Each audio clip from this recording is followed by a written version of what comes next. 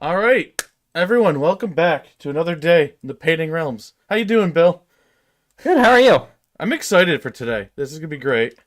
Yeah. Yeah. So, some of you might be aware, some of you might not be, but there was like a huge leak of Slaves to Darkness book, and we're gonna go over that today. Heck yeah, we are. We have a lot to talk about. Yeah, Yeah, we do. including the beast that Archeon is, who I think he's probably gonna see a lot of play in the meta now, Well, I'm gonna and run all them the other either way, stuff. so Yeah, of course. But yeah, and also, like, we got the article about ogres too, which they had some cool stuff. And I think Oh, I think I missed soon. that one actually. Oh, did you? Yeah, why don't we do that first? All right, cool. I'll go pull that If up. that's easy enough. Yeah. No, yeah. So let me go here. I thought I should have thought of that before we hit live. Oh well. Warhammer community. So you're painting the Everchosen, the Vanguard themselves, finishing them up in inspiration. Yup. Those are corn marked. Yes. Yeah. Wait, how could you tell? I don't know. It's just a hunch. Yeah. Oh, you know what? I probably should do. Oh, there we go. Okay, yeah, actually, we want to go back here. We want to hide the slideshow. Sorry, mess. It's I alright. should have prepared this a little bit more. Well, no, I kind of everything was ready, and then I was like, curveball. Yeah, that's fine. All right, here we are, ogres. You know, what is it like? The sound of slapped stomachs and smack lips are echoing across the mortal realms. I man, this army. It It's doesn't something. it doesn't do it for me, you know. Yeah, But like, me either. But yeah, that's okay. Some people really like it, so exactly. there we But are. anyway, they were like a pretty one-dimensional army, as like most destructions are. And we got a couple cool new rules here. I think that's going to change that a lot. And one Ooh. of the big problems that ogres had to, like the foot guys, was not having bonds of battle. And they call it out right here. Gluttons are now a range of 2. So I think that's everything. Oh, there we go. Yep. That should help Yeah. immensely. And then they have like a paired weapon and a regular weapon. And they mentioned something here. It's like meaning big mobs can wade in and pulverize foes even outside the claustrophobic confines of Galay. Which that makes me think that we're not getting Bonds of Battle Evergreen in the battle scroll No, anymore. I don't think so. Yeah, that almost seems like a teaser for that too. Yeah. But which I guess I'm of mixed minds of that. But I think I would I have think wanted it. I think it was a very I think it would have been a very good change. Yeah. Yeah. And I kind of see why they're not quite ready to do that. We did have like a huge like damage problem, and half of it was Bonds of Battle. So I get it, but I would have liked to see it be evergreen. Maybe Yeah. one day in the future. We'll see. Yep. And maybe they just want to find out like a different set of conditions that they don't really know what that is yet. It could I don't be. know. Yeah. Yeah, And they wanna fine tune it a little bit more. exactly. So, Yeah. but yeah, I think they were always damaged. I think this was always their profile, but I the 2 inch range makes a huge difference with this unit, especially when you have to like do the coherency where like they're a unit of 4, so as soon as you reinforce them once, they're in the bad coherency. Yep. That means half of them don't get to fight, so you're just taking the other half for wounds instead of damage, and that never feels great. I want more things to be range 2, by the way. If they're like Yeah, a that's another way they could solve the issue yeah, pretty easily. Yeah. and like maybe that's what they're going for in the future, but I guess we'll see. Well, And I I think guess based on the leaks we have today, not in the near future. yeah, not in the near future. Yeah, because I don't think Chaos Warriors got it right, except No. for their halberds. Yeah, but those have always been. Yeah. So I'm pretty sure. All right. All right. I think that's enough of that rule. So down to the Iron Gut. So Iron Gut is, I think, the elite version of the Ogre Infantry, and they have a once per battle fight twice, but they gain strike last the second time they fight. Okay. Yeah, it's not a command. It's just a thing on their war scroll. Oh wow. So that's kind of Wait, good. can I do that as many times as I want, or is Once it per like game. battle? Once per game. Okay. Or once per battle, yeah. Yeah, whatever. That's the So, same thing. yeah. And I think the idea here is the units are like two very similar things, except for one's like more points and just flat better. So, like, it always got down to the point where, like, if one's really good, the other one's not good because they're, like, too similar. Mhm. So, this makes it look like they at least try to differentiate roles here. And Yeah, make which is them, really good. yeah, Yeah. so, like, I like that here.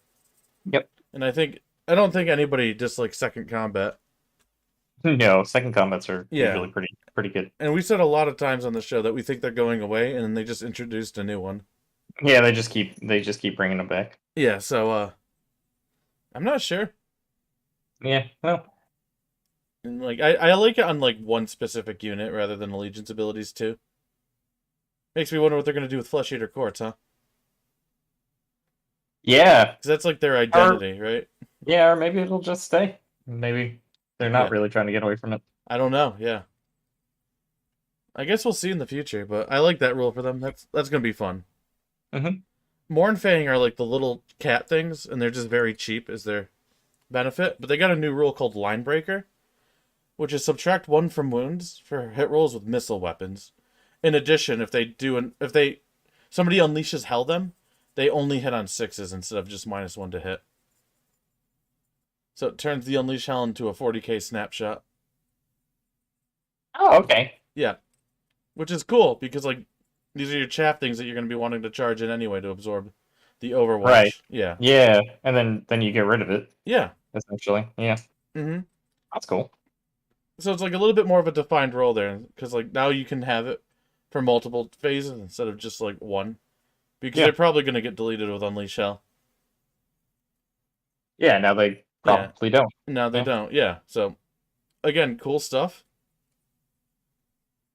And then we got a Monstrous Rampage for the Thunder Tusks, which are like the elephant things, which are the beasts that were never taken compared to the Stonehorns. And so their new monstrous action is for each enemy unit within 1 inch, roll a die, and on a 3-up, they get Strike Last. Okay. Yeah. So it's like the trees for the Sylvaneth one, where it's Yeah. Strike Last, It's very except for similar. it's AoE instead of single target, and it's 1 inch instead of 3 inch. So I'm not sure if that makes it better or worse. Yeah, I'm not sure how much of an impact that'll Yeah. have. But there's some really nice AoE's synergy. probably better though. AoE is probably better, I'm thinking too. Yeah. Yeah. Now is it the same roll as the trees? I don't Yeah, on really a know 3. the trees. Yeah. That's on 3, okay. Yeah, it's the same one. It's So it's like that's probably a better, respectable. honestly. I think it's better too. Yeah. And I think it has a really nice synergy with your things that fight twice but get strike last. So if it's your turn, Yeah. they're still striking first.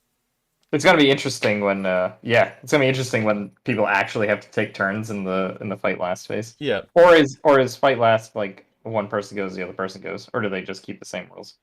Do they do something weird? It's there? I don't know. so how basically how I like to look at fight first, fight last is kind of like an initiative. So like initiative 1 is fight first, initiative 2 is normal fight, and initiative 3 is fight last. They all happen the same way. Yeah, and they all happen Oh, like yeah. where you alternate, starting with you. That made the most sense, but I was concerned that they may have done something silly. Yeah, which yeah, I don't blame you I couldn't for remember having that concern. because it doesn't come up almost ever. So Yeah, here we are. absolutely. So yeah, overall a really good set of rules, I think, for them. Yeah. So that book's Yeah, probably gonna it be is cool. weird that they're still using doubling though, right? Yeah, I Like, think other so too. comments and stuff. I mean, I'm gonna take it on the units I get, obviously, but you know. Obviously, yeah.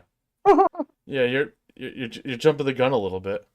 What? Chomping No. on the bit. Yeah, chomping bit. Yeah. Nothing related. But to at these least it's guys. like limited in this case, at least to once per game instead of just every combat. Yeah. And maybe yours are too. We'll see. Maybe. I have no idea. Yeah. I didn't look into this one. Mm-hmm. You know what though? I think we're ready to jump into those. We'll Yep, talk about let's some do it. Slaves of Darkness. Yeah, let me just finish this color. Yeah, perfect. Hide. Alright, so we got the Marks of Chaos. New and improved. Or side graded, I guess. They're very different, I think. They're different. Yeah. Yeah. So, yeah, everybody gets to have a mark, and then you get a special. It looks like a command ability or a spell.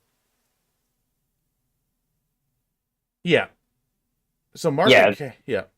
Yep. Mark of Chaos, what it does is mortals and Ogred Slaves to Darkness units, or undivided units, that are Yeah. not new you can gain the Eye of the God keyword. So, that's everybody.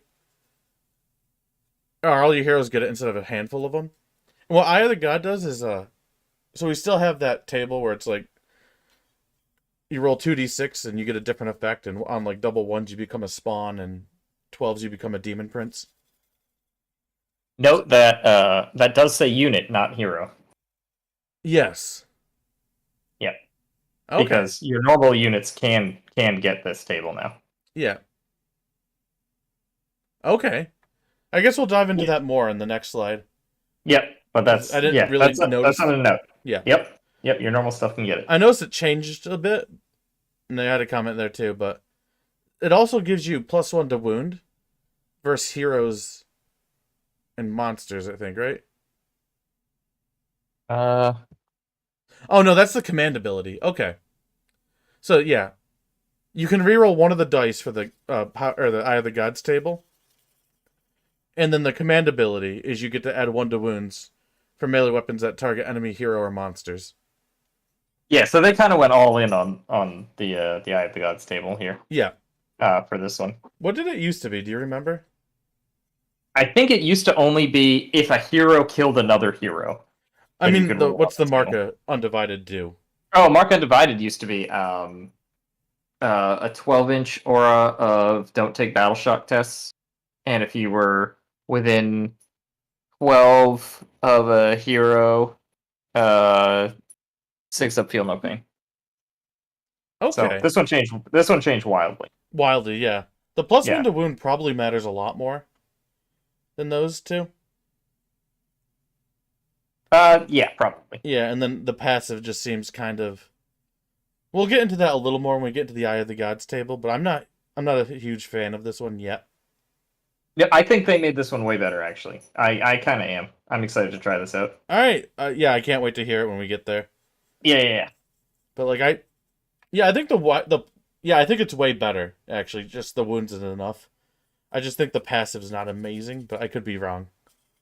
Oh, I don't know if it's going to be amazing, but I think it's going to be way more fun to play with. Which is also a plus.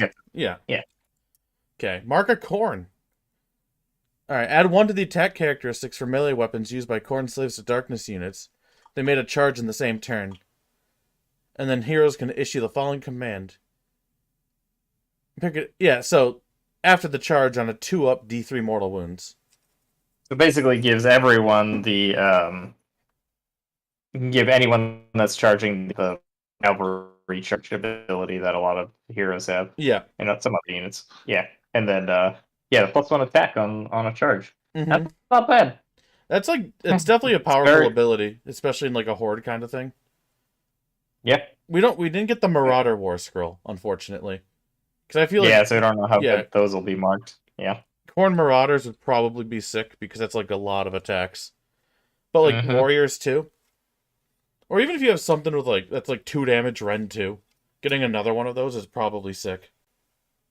Yeah. And if it has multiple attack profiles, like our buddy boy Karkadrak. Oh man, that Karkadrak. Oh, we'll get there. We'll get there. That boy looks. That got the biggest glow up, fun. right? Yeah. Oh yeah, I think so. I used to think it was like not good, and now I think it's like I don't see you not bringing one. Yep. Oh, I got some list ideas. Oh, I can't wait for you to drive the list building. That's gonna be so much fun. Right? Yeah, seriously. I think so for sure. Overall, I think that was a pretty improved table there. And another thing I wanted to mention that I like too is like it's a command ability that kind of helps your combat, but it's in the charge phase. So you can still use your combat command abilities too. Yes, that was another thing that I really liked about that. Yeah. Because it's like if you like maybe it's not like the most spectacular command ability ever, right? Yeah. But you can use it in the charge phase. So if you know you have like an extra command point or whatever lying around, it's another place you can use it, Yeah. right? And And let get me a little tell you, extra damage in.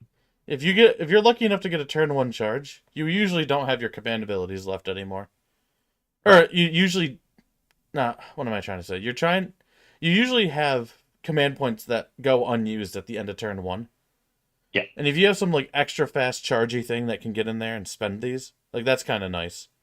Yeah. Is that like a little bit of a hat in a hat? Well, depends on how good your unit is, I guess. I Probably, mean, more yeah. damage is more damage, right? Yeah, yeah. And like if Nice. you're like and if you can like math it out in your head and you're like, "Oh, I'm probably going to have like 1 or 2 left." Yeah.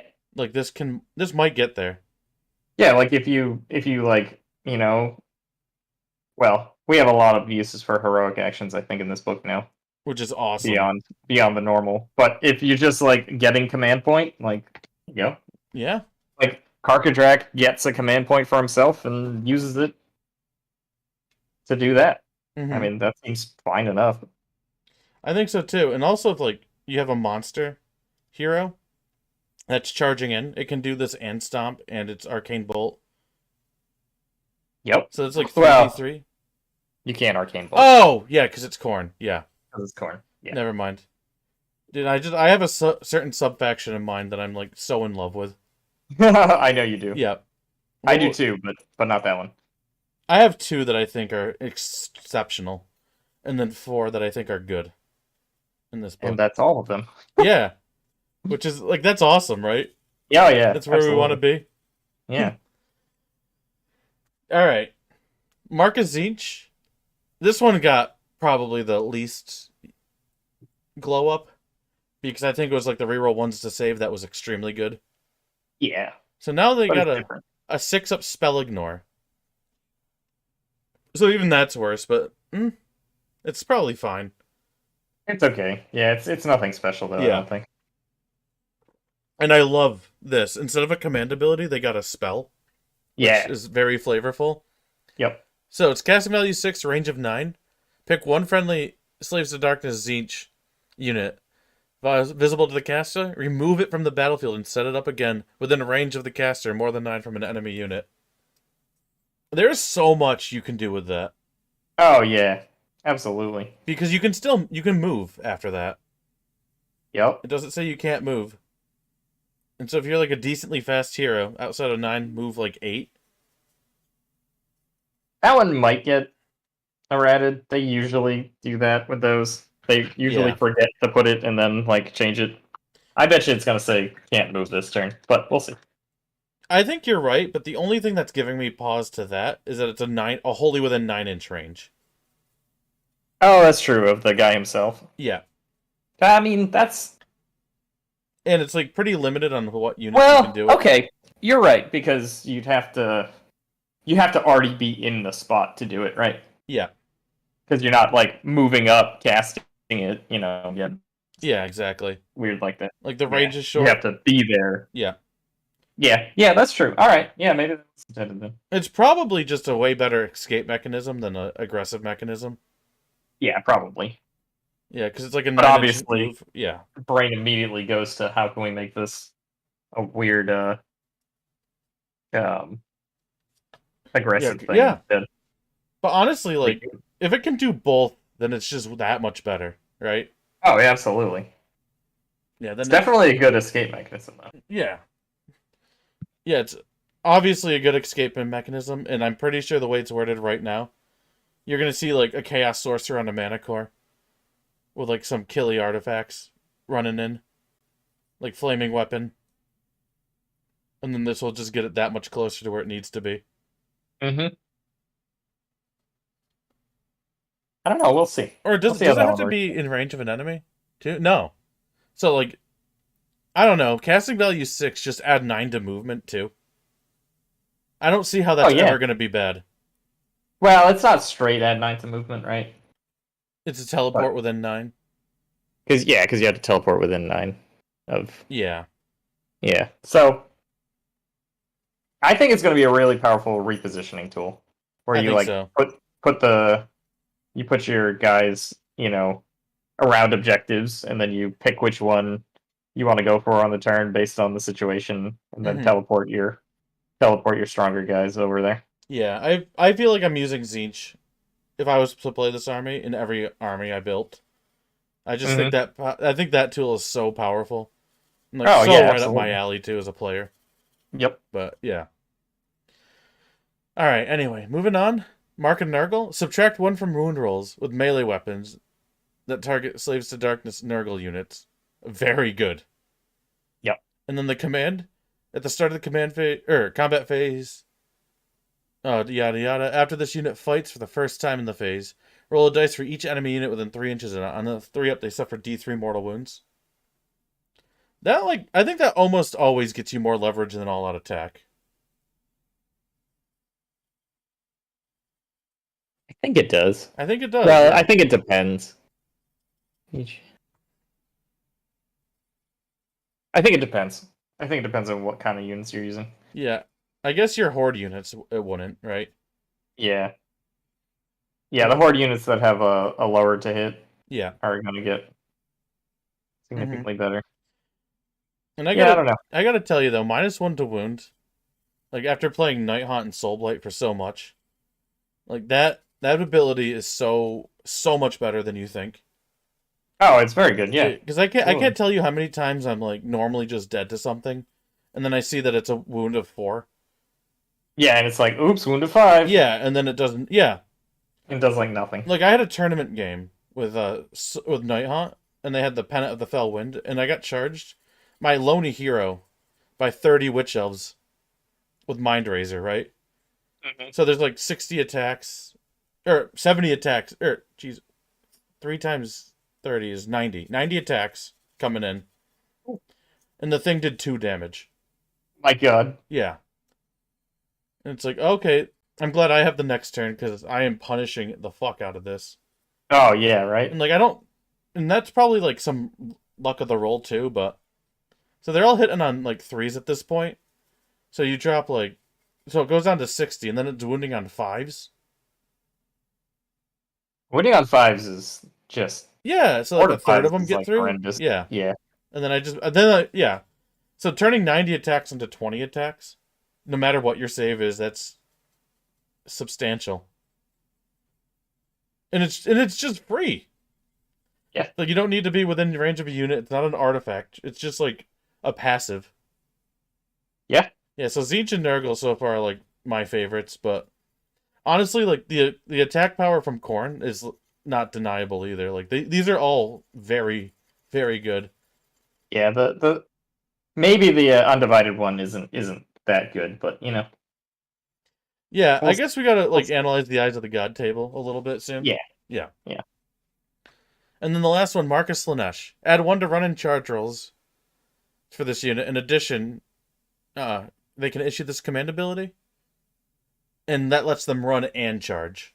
Pretty Which, good. yeah, like that stacks. It's real fast. Yeah, I played my first game with the Battle Mage in Sylvaneth the other day, Hmm. and that +2 to charge is so fucking good. Like I never even realized until I played it.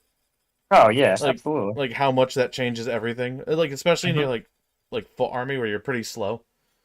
And you're like, all right, Yeah, I'm gonna move 5 inches up, and it's like a 7 inch charge, but it's 5 because I had 2. yeah. And this like basically add 1 to run and charge if you can run and charge is at least a +2 to your charge. Yep. And actually, well, it's way more because you could run, Yeah, basically. exactly. Yeah, It's basically shaving off your entire run as well. yeah. So that's extreme value. Oh yeah, That's you some can go so Sylvaneth fast with that. speed of charges right there. Yeah. Which honestly, and the thing I really like about this too is they're not all like, well, here's the obvious good mark, right? Oh It's yeah. all the marks have a specific role, and the Yep. unit that you're bringing and the role you want it to play will greatly change what mark you want to bring. Yep. And we're gonna even see stuff like Varangard and Chaos Knights too, that they can hold multiple of these pretty well. Or Yeah, they can hold multiple of these pretty well, and then the role of the unit changes based on the mark they take, Mm-hmm. which that adds so much versatility to this book, which is the thing that I think a lot of people really like about this army to begin with. Oh, this Yeah, army can do so many different things. yeah, which is Insane. yeah, like this is. I know we say every time, like, oh man, after doing a book review, I want to like do this army. I've never felt this way more about an army in third edition until right now, and this is a huge part of it to me. This army's so good. Yeah, Well, the thing is, like, right, it basically has multiple sub-factions. yeah, Multiple stackable sub-factions, I mean. Like, yeah. And you don't multiple even have to different types of pick them all. Yeah. Yeah. You're like, okay, I want like one unit to knights to just get in their face and hold everything up. So that's a Slaanesh one. Yep. And I want this to be like the countercharge, so that's the Khorne one. You can do stuff like that. Oh, yeah. Yeah. You do all kinds of different random stuff. Mm-hmm. Yeah, they didn't they made it so that you don't need to they don't well, okay, they did make it a little bit still that you need The hero. the hero, yeah. So, Yeah, because you need to issue the command yeah. with the hero. I Yeah, know or you. cast Yeah. the spell with the hero. Yeah. Because normally you can issue commands and stuff with your unit leader, but it specifically says here that you need the marked hero to do this. Yep. So overall, I'm not sure if all of these are quite as strong as the old marks. I think they are. But I like this system way more because it's more interactive. Mhm. And it gives you like, instead of just having a strong Zeech passive, like you get some really nifty play with it. And the Khorne, yeah, and like a lot of them had like overlapping roles too in the old book of like what you wanted them to be. Yeah, oh, Like, definitely. oh, these are both combat ones. What's the better combat one? Okay, the other one's useless. Yeah. And then like I guess Undivided is like a little bit of a meme.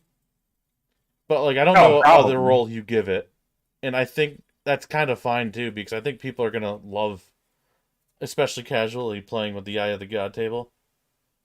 And if They it's, made it like relevant, which is good. I think they instead did, of it actually. just being like Yeah. instead of it just being like, because it was always like oops, I always forgot that this was a thing. Yeah. And then they had, well, spoiler alert, it's not this anymore, but they always had the 7 is snubbed by the gods, Yeah. which was like So 1 in the 6 most common nothing role. It's happened. like Yeah. it's like what the heck? Mm-hmm. Yeah, it was weird. Yeah, so I guess I want to redact that. It's not the meme one, but it's the least obviously powerful one. Yeah, you'd have to. And it could be the meme It's one. the most. It's Yeah. probably the most luck driven one. Yeah. Yeah. And I guess it depends on the kind of army you're bringing too. Right. But they do give a there. If I remember right, there are a bunch of ways to modify it and stuff too. So yeah. Well, including this right here that lets you. What does it let you re-roll? One of the dice. Yeah. Which I think is better than both. Yes. Oh, it's absolutely Not all better. the time, but most of the time. Yeah. Yeah. So actually, like, if you're bringing a bunch of little, like, foot idiots, and you get, like, the chance to just turn them, like, a couple of them into a demon over the game, like, that's probably game over. Oh, it's certainly probably good. Yeah. That does a lot of. That does a lot. I'm most excited about the fact that units can have them, basically. Yeah. Like normal units, because because they're the most likely to actually kill something, I think. Generally speaking. You don't even need to kill something anymore. That's right, you can actually just get rolls on it. Yeah. That's right. Yeah. So, let's go to the next slide. Okay, so we're doing the new heroic actions first, which makes sense. So you get 2 of them in this army, kind of like how OBR had the 2. Mhm. And I think we've said a lot on this channel, like how underused the heroic action slot was in this game. Yeah. And like it's most of the time it's just like, oh, port command point or like the finest hour once per game. Yeah. And if you're like severely lacking, yeah. So like Yeah. we could explore this with a certain sub factions thing instead of the stupid battle tactics. And so they did an excellent job here. One of them, Pledge to the Dark Gods. You roll 3 dice instead of 2 and discard the lowest one for the Eye of the God table rolls this turn. And then you get to re-roll one of them with your Undivided. Yeah, if you're undivided as well. Yeah, so like, see what I mean? Like, or you were saying that actually first, but the idea that you can modify your random ass roll in multiple ways like to very make it more heavily. consistent. Yeah. Yep. like that gives you a much better chance of getting Yeah. Demon Prince out of it, right? Yeah, absolutely. Like like to the point where if you're able to get a roll, it's almost reliable. I wonder what the odds are exactly, right? Because it's 3 dice, discard the lowest, reroll one of them. What are the odds of getting 2 6s on 4 dice, essentially? You don't need 2 6s. You only need it's 11 and 12. Even Oh! better. Oh yeah. It's Yeah. not just 12 anymore. Okay. I think it always was 11 and 12, but I could be mistaken. But yeah. I truly don't know. Yep. I don't remember. Yeah. I think it might have been, but yeah, it's 11 and 12. So Okay. So the odds so of the odds that are way much better. Yeah. Yeah. Much better. If that's like equivalent to like a 3-up, then that ability becomes insane. And if it's equivalent to a 4-up, it's very good, right? Yeah. Or like somewhere around there. Yeah, I'm not going to do math on stream, but let's Yeah. just say it sounds like it's not uncommon for that to happen. Yeah, and I actually really like Demon Princes in Yeah. this book Oh, yeah. too. Mm-hmm. So And the new model is just freaking sweet. the new model is sweet. Absolutely. Absolutely. Yeah, I can't wait for that thing. Yep. Yeah, I love it. I love it so much. And you're gonna have so many Demon Princes now because you have like a couple of the old ones, the kit bashed one, probably at least Yep. one of the new ones. Oh yeah, definitely at least All one of the right, new ones. so I'm bringing like 6 Chaos Lords, and my grand strat in my heart is to turn all of them into Demon Princes. That would be fantastic. Mm-hmm. And then the other one is Draw to Power. So you pick a friendly Slaves of Darkness wizard, and they roll 3 dice instead of 2 whenever they cast a spell. And if they roll 2 1s, they suffer D6 mortal wounds for their miscast. So it's a little bit of a risk, but notice it doesn't say discard the lowest either. It's just 3d6. Yeah, you just get 3d6. Yeah, which is It much definitely better. is a bit of a risk, but Yeah, that's honestly much better than most like pluses to cast in this game. oh yeah, it's Or a like whole other rerolls dice. even. Or That's if you have Master of Magic, you can reroll that. Yeah. Yeah. Well, just think about it this way: if it's if you ignore the miscast bit, right? He's literally just adding 3.5, Yeah, exactly. right? Mm-hmm. That's better than any plus to cast I've ever heard of in this game. Even better than Nagash's, yeah. Yeah, exactly. Because this is 3, right? Yeah. Yeah. Dude, So I it's love literally that. the Yeah. best bonus to cast in the entire game. It's not well. I wouldn't say it's not reliable, but I mean, it's as reliable as any roll, really. Yeah. I don't know. So Like, you're more likely to miscast here. yeah, exactly, and that's where it comes in, right? You gotta Yeah. somehow factor that in. Which again, not doing math on stream. Mm-hmm. Which I think if it didn't, though, this would be too good. Oh yeah, no, that is somebody incredibly good. Who wants That's to stay in crazy good. casting as much as possible, Yeah, right? Like, that's probably a little much. Yeah. But as it is, these are two exceptional command abilities, I would even say. yeah, absolutely. Am I doing heroic leadership ever again? Maybe in a pinch. Yeah, maybe. Yeah. And I think if you don't feel like you have an option to get the first one, right? A roll on the Yeah. table.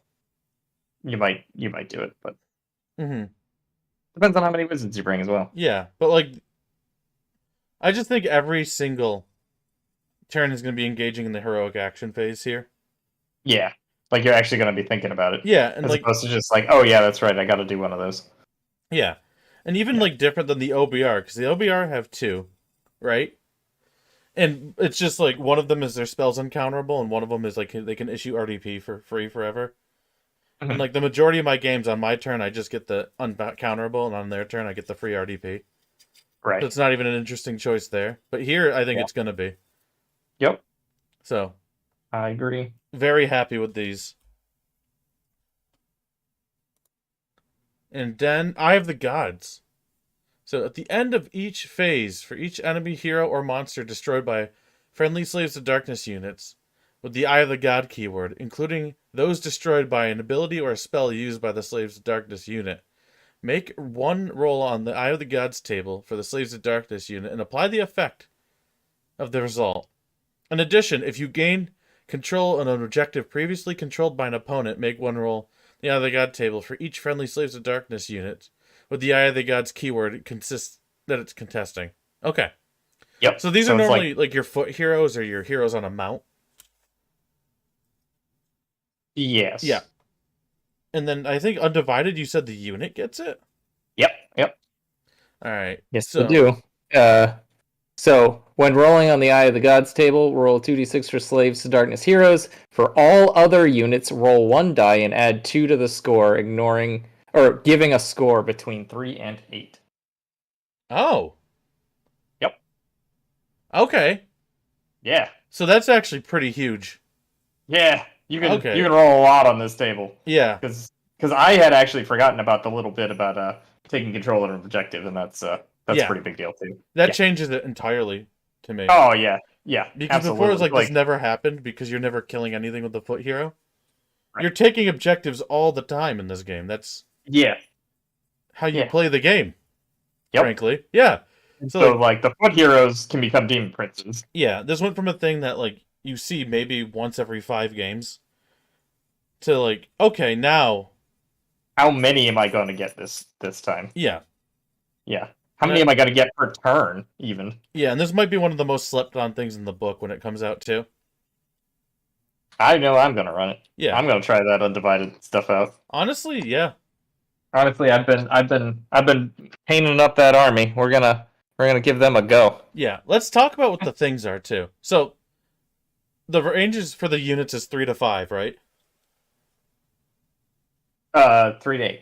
3 to 8. That's what I meant. I don't Roll know why I one said die, 5. add 2. Yeah. So they can never become a spawn, which is because my question was going to be like, oh, what happens when they become all a demon become prince or a spawns? spawn? Yeah. Yeah. No, they can't. Yeah, or is it like the whole unit's deleted and you get one of these? And like, all right, never mind. So that can't happen. Yep, that can't happen. So- which was good.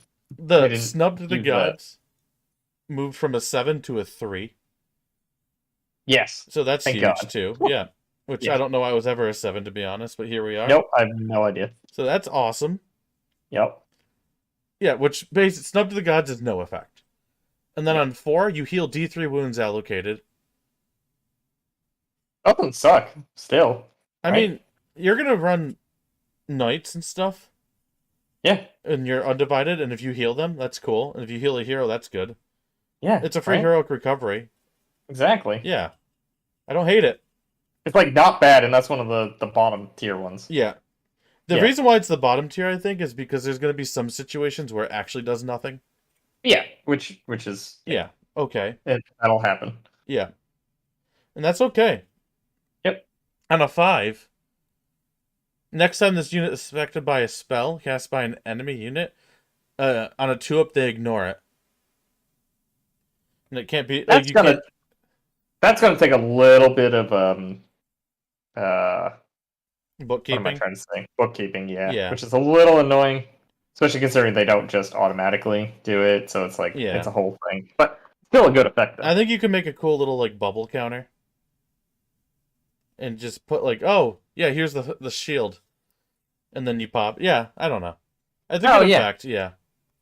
Maybe I'll just use like Zinch dice and I'll put them next to them. Yeah. The Zinch dice I have, and then just like if it happens, you just roll it. Roll the dice, yeah. There you go. Absolutely. That works too. So there's a little bit of bookkeeping, but I think it's a good enough effect. Yeah, it's definitely a good effect. And yeah. like I think this is bookkeeping at the sacrifice of because I can see a version of this that didn't have bookkeeping and it was like a 6-up spell ignore and you're like, alright, who cares? Alright? That's true. Yeah, that's true. Well, then it has both because you have to remember that it has it Yeah. for all time as well. Yeah. So I like this version. Yep, me too. On a 6, add 1 to charge rolls made for this unit. Good. Especially on a unit. 6 add. Was it 1 to charge? Add 1 to charge. Add 1 to charge. Yeah. No, that's good. That's Yep. good enough. Yeah. Also, like, so like any hero can get this, right? Yep. So mark the And any Slanesh hero, unit. and then it stacks. Yeah, Oh yeah. Oh my god. is what I'm getting at. Freaking Yeah. Lion. So undivided units in any hero. Okay, so like there's synergy there too. And +1 to charge is never ever bad. Correct. Like you sneak so much movement in the charge phase, and then getting more to that, perfect. All right, on a 7, you get a 6-up ward. This one I'm a little less hype about, because like albeit 6-up ward's pretty good, you have a lot of ways to dish it out in this book too. Is my only issue with that, Oh, sure. but whatever. It's not bad. Yeah. But now like you don't have to dish it out to that unit anymore, so like it lets you spread it thinner. So that's Right. nice. I'm trying to think of. We'll get to them, I suppose. Yeah. I'm not remembering the ways to dish out the word. Well, all right. Everybody okay. has bless first, or all your priests have bless first of all, and you have a couple priests here. Yeah, you got a couple.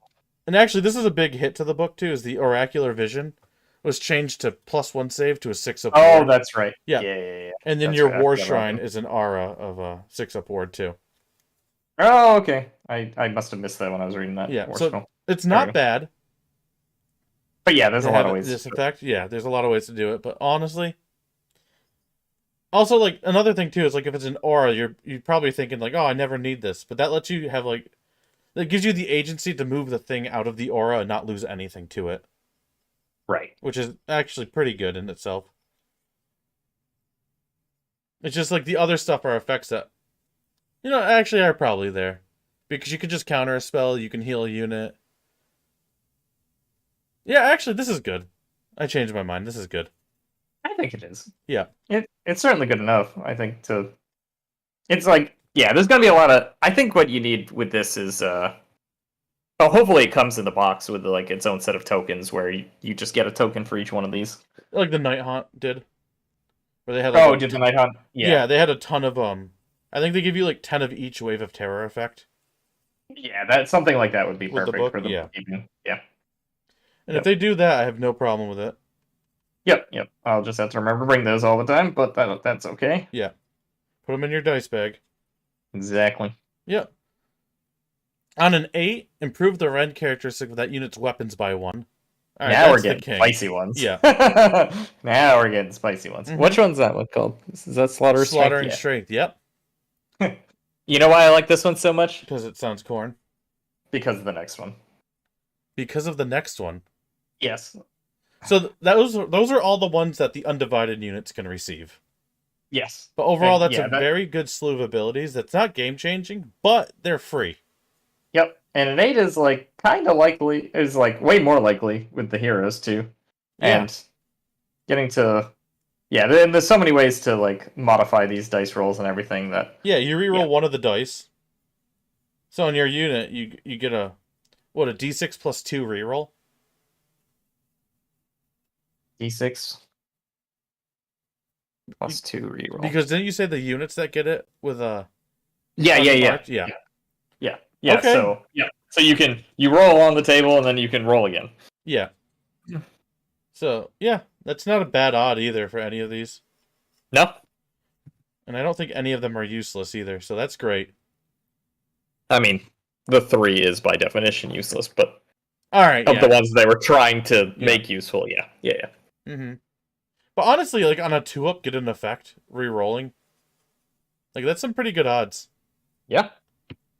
And like that like goes with everything they try to do, where like on a 1 you fail. Yeah, it still Which works is fine. with that. Yeah. Yep. Oh well. Great. Alright, and then the next one, Arcane Awakening. Alright, until the end of the battle, this unit becomes a wizard. They can attempt to cast one spell in your hero phase. If it's already a wizard, you get an additional spell. Oh, I see what's going on here. Nurgle is 7 for Unholy Resilience. 6 is Slanesh for +1 to charge. 8 is for Khorne for Slaughter of Strength, and 9 is the Tzeentch Yep. one for magic. Yep. That's an But keep Easter reading. egg I did not realize. I didn't notice that either. When you said I see what's going on, I thought you had just read the next bit. No. Okay. And then the next bit is it gets Slaughter of Strength instead if it's Khorne. Yeah. Yeah. That's why you get double chances at extra end. Which I don't That's hate. why I was yeah. saying I like the last one because of this one as well, because Yeah. you get double chances at it. Yeah, all of these are killer effects, except for I get snubbed, but yeah. Yeah, and 3 dice, like, is 3 dice averages Um, 9? oh, brain hurt. Yeah, 9.5. Yeah. Yeah. So like you're averaging like right around here for the corn heroes and stuff. Yeah. That's pretty freaking sweet. If Yeah. you do the and all you got to do the- is take the an 3v3. objective. Yeah. Yep. Yeah, exactly, right? And like if you have like I'm envisioning using okay, well, slight spoiler, but I'm envisioning using like Baron Guard, Chaos Knights and Karkadrax just going and absolutely smashing something. Yeah. All marked corn, and then taking an objective, getting their eye of the or at least the Karkadrax would get the Eye of the Gods roll at that point. Yeah. And then probably getting Slaughterer's Strength.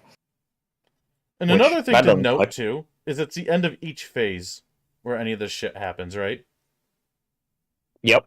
So like, unlike Silksteel Nest or in the next season, whatever objectives are like that many and that close, like you can move them onto one, take the objective in the movement phase, roll on this, charge onto the different objective.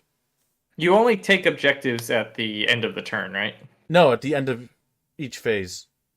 Is it at the end of each phase? I could have sworn it was only. Did they change that? You only score at the end of the turn.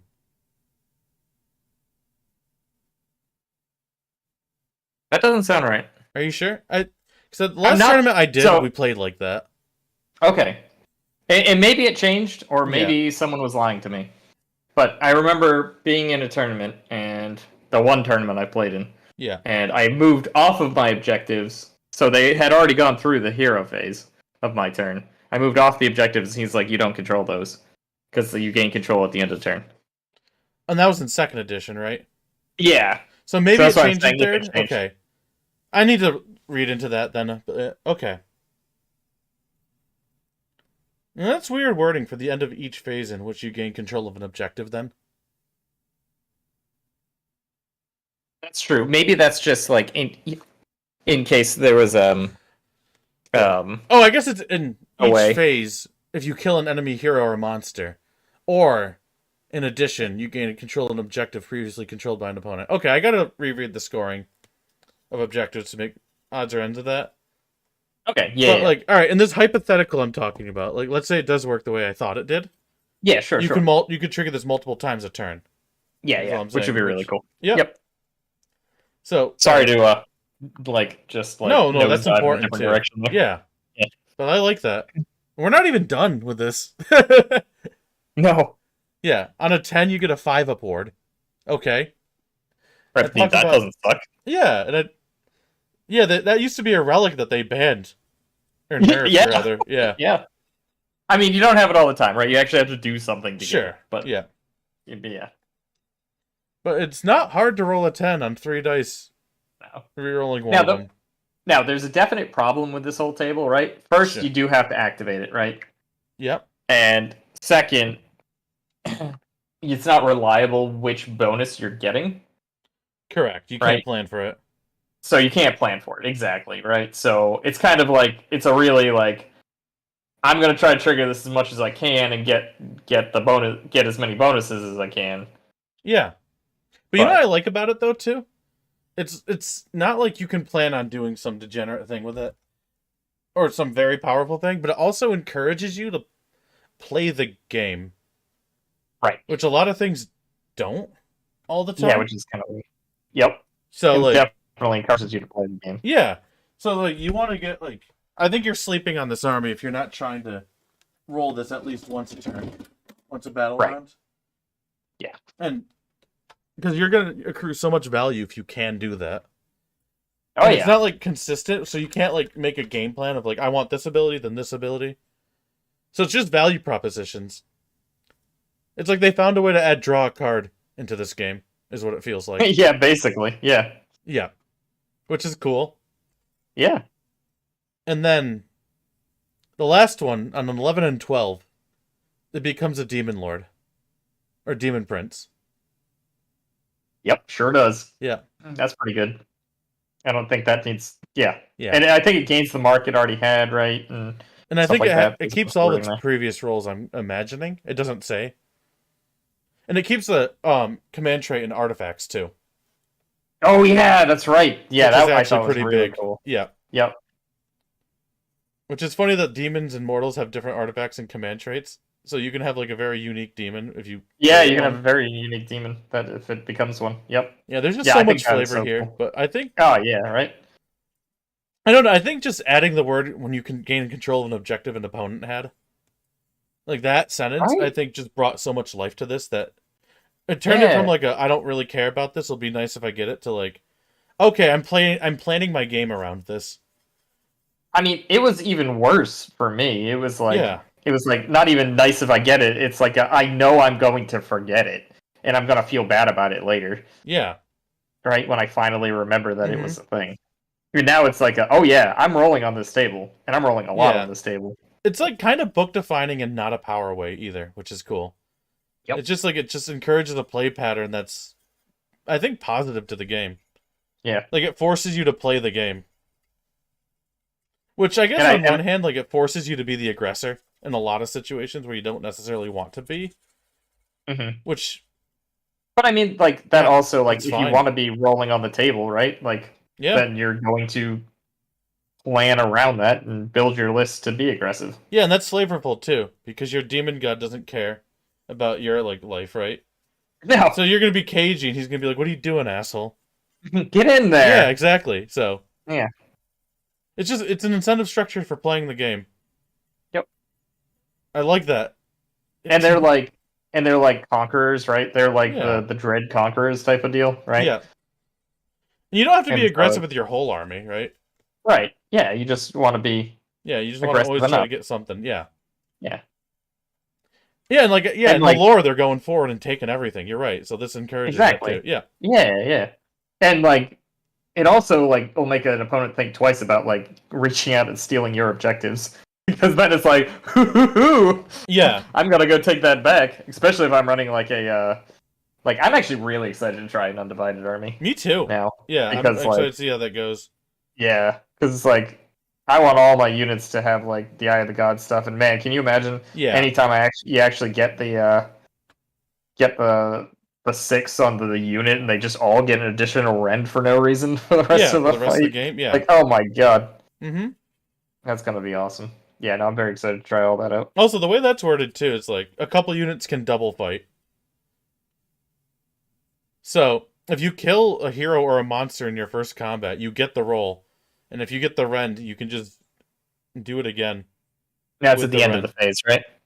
At the end of the phase, you roll. Oh, you're right. Never mind. Okay, That's alright. you're right. Yeah.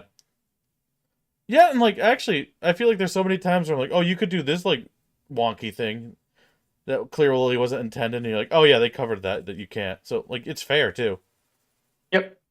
Yeah, this is great. This is probably my favorite change in the book. And you didn't even know it was happening, and I think you read it. Yeah, There's so much there that's like, wait a second. yeah, This is awesome.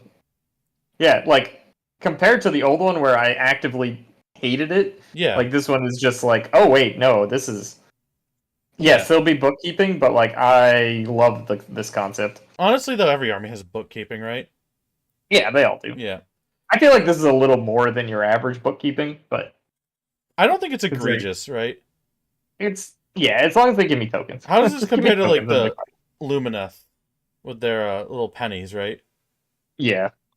Well, you need a name on the penny now, and you need to remember what all the names do.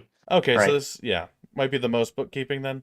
Yeah, I think it's the most bookkeeping. But I But guess Soulblight has like bookkeeping of what units died and didn't come back already. Yep. So there's a little. funnily enough, this book has that too with It sure Random does. Yeah. Okay. All right. There's a lot of This bookkeeping book here, has a lot of bookkeeping. Yeah, there could be a lot of bookkeeping. and like that might be a turnoff to a lot of people. yeah, But then you I mean, just it play the normally would be for me, but I love this armies too much for it to dissuade me. I feel like on your favorite army, you want a lot of bookkeeping because you want to Yeah, do it's all the like- cool things. Yeah, it's like I'll be fine with it. Yep. Yeah, I agree. If I wasn't like super already into this army, like maybe I wouldn't. I'd be like, well, that's too much bookkeeping for me. But no, I love it, so it's okay. This one yeah, time. again, it's just like it's almost like a loot crate effect, right? You're like, oh, Yeah, what am I gonna kinda. get? Yeah, Yeah, what am I gonna get this time? I just think there's Man, a this- lot of fun to be had here, and some pretty good power too. This army would be illegal in the Netherlands. Ooh. All right, I think we beat this horse to death. Yeah, we beat the Swords to But death. I'm so very happy yep. about this. All right. And then we have one more section here, which is like a bonus enhancement section. So kind of like I've how the forgotten about these. yeah. So the Stormcast kind of have like their once per game command ability. Yep. You just get a flag that you get to stick on any unit you want. Any unit that can have a flag, I think. So Chaos Chosen, Chaos Warriors, Chaos Knights. Yep. So I guess like any infantry battle line unit. I guess Chosen aren't always battle line. Yeah, I think it's literally all of the units With a flag. in the book that actually have a flag. Yeah. Funnily I'm enough. just trying to see how like prolific this is going to be. Because I think it makes you always take one of these units, I think. But that's Yeah. fine. I mean, they're the most common units, I think, in your Yeah. entire book. So I guess in the old book you could do lists that were like all Splintered Fang or whatever, right? Oh, sure. Or all Marauders. Let's see what the effects are. So we have 6 of them to pick. While this is on the battlefield, subtract 1 from chanting rules by priests that do not have the chaos keyword. So, Wow. that's weird, right? So it's anywhere on the field. And I think -1 on 1 dice is a much bigger effect than -1 on 2. Oh, for sure. Well, it definitely Yeah. is, but yeah. Yeah. But I think it's like a huge effect, where normally it's like an okay effect. Because you're Yeah, turning like- like prayers on from a 4 to a 5. It's like that number we talked about already is astronomical. Yeah. Yeah, that's a pretty good one right there. Yeah, the only thing that makes this a little sad to me is it doesn't affect the Skaven rock or the what the hell is the priests, the plague monks, the plague priest choir, where it's because it says specifically not chaos keyword. And Oh, the Skaven will have the chaos that's- keyword. yeah, sure. So like the They shouldn't biggest have the one. chaos keyword, all right? They're not real. They don't worship a real chaos god. You know what's so funny to me? What's that? Most people I know say that Skaven don't belong in chaos, but they Mhm. all have their different idea of where Skaven belong. Wait, does anyone think it's anywhere other than destruction? I've heard some After- people say after- death, but no. No. No, it doesn't belong in death. They're like- They're not even. Yeah. No. I don't It's think they belong in destruction- destruction either because they like civilization. Like they almost deserve their own. I guess chaos is the proper spot. But they don't worship a real chaos god. They need to get a better one. Okay. I like them. All right. All right, cool. I mean, I guess half of them like worship Nurgle, so that's all right. Yeah, they're great. Yeah. All right. Leave my rats alone. All right, fine. But yeah, we always talk like low about like, oh, doesn't affect this like keyword. You know, so like a fourth of the game allegedly is chaos, right? So it's like Yep, a huge okay. effect, or like a fourth of the game it doesn't matter. Yeah, it's But kinda there's a weird lot like of armies that don't have priests, right? In chaos. Or is that not true either? Because everybody can take slaves to Armies- darkness units. that. Well, Korn does. Oh, Khorne has a ton of Zeech, priests. I don't think has any. No yeah. Zeech, no Nurgle? No Nurgle? I don't think so. And I know nothing about Slanesh, so Maybe. Yeah, I don't Maybe. think so though. Yeah. Okay, so maybe it's a lot more useful than we think. It's just like if you take the coalition, Well- you get punished. well, I mean that doesn't make it more useful necessarily. That's a great It- point, actually. Yeah, it's just I think priests just aren't super prevalent in general. No, there aren't. So I don't. So, I don't. I like think it this has one. limited value. Yeah, Yeah. limited value. All right. But it's like one of those silver bullet things, right? Yeah, and as soon as like a priest army becomes like the meta, you Yeah, have a there you tool go. against it. Yeah, exactly. But it's probably not happening for a long time. Yeah. So in All the right. meantime, no. We talked too Okay. much about that one. Oh, absolutely. Yeah. Dreaded Banner is each time it's undivided.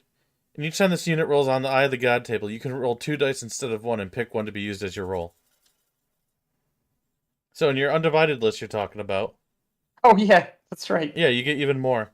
Yep. So you So- can pick one and wait. You roll 2 and pick one, Yes. And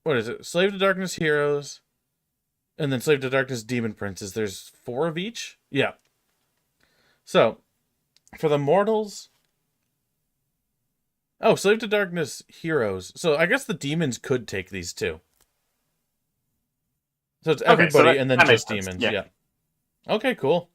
Oh, that's interesting. Yeah. All right, yeah. Maybe they did that just to Make that apotheosis clearer. yeah. Yeah. Yep.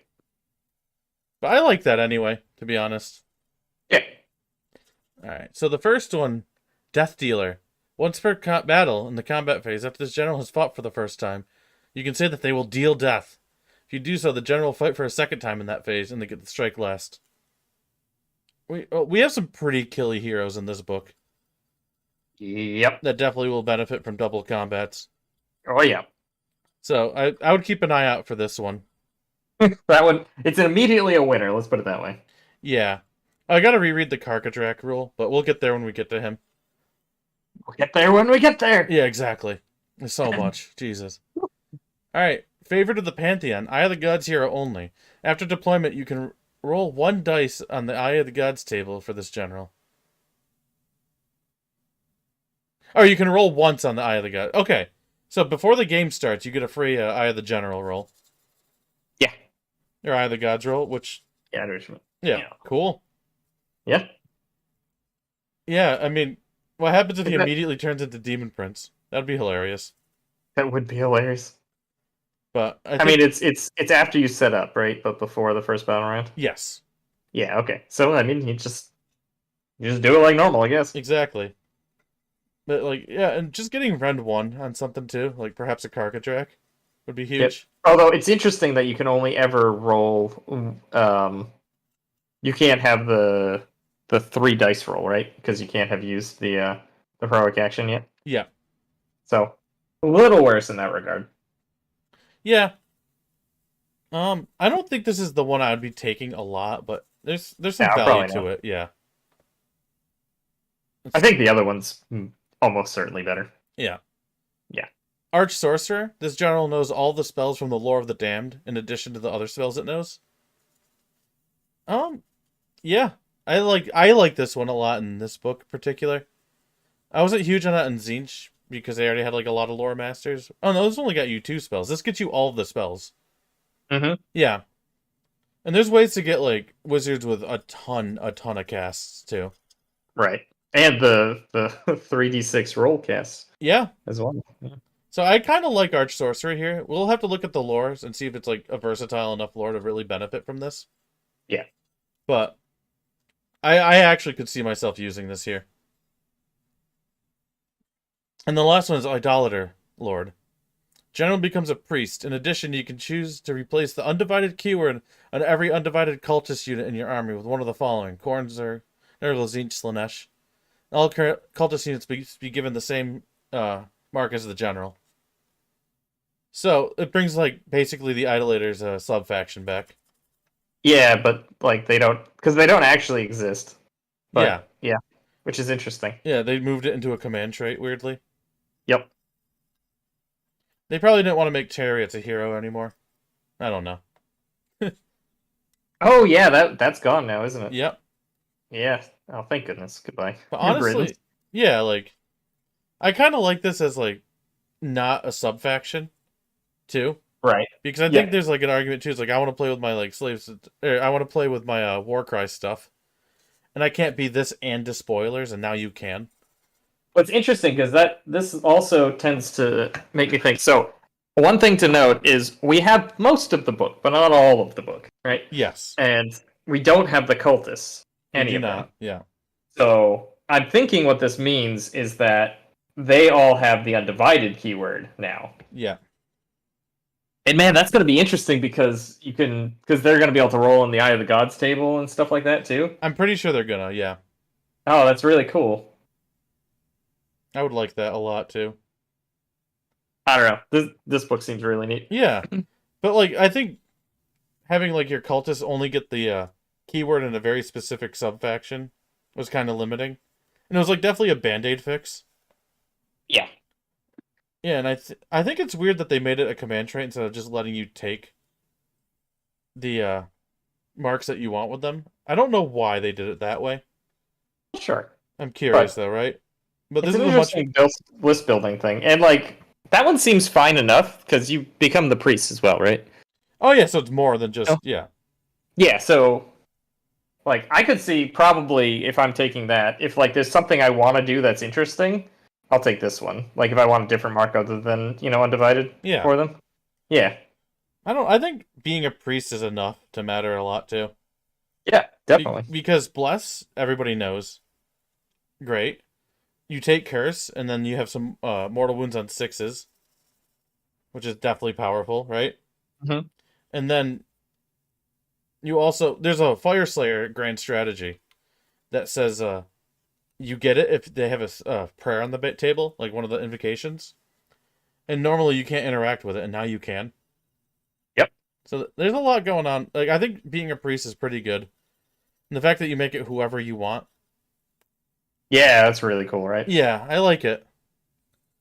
I think this one's actually compelling, even if you don't have a huge chaos army or cultist army. Mhm. But like, I think you even get value out of it if you have like a really good cultist unit that you want, and then your general is now a priest. So there's a Yeah. lot going on in this one little ability that Oh is yeah. awesome. Yeah, Oh. It's gonna take so long to sift through all the stuff to figure out like all the Lists. different like interactions and lists and Yeah. stuff. Yeah, this book is gonna be just enormous for that. I feel like this is gonna be like Stormcast again, where it's like this could be your only army for like years, and you'll be satisfied. Oh yeah, Mm-hmm. I imagine that's gonna be the case. Yeah. So that's awesome. Yep.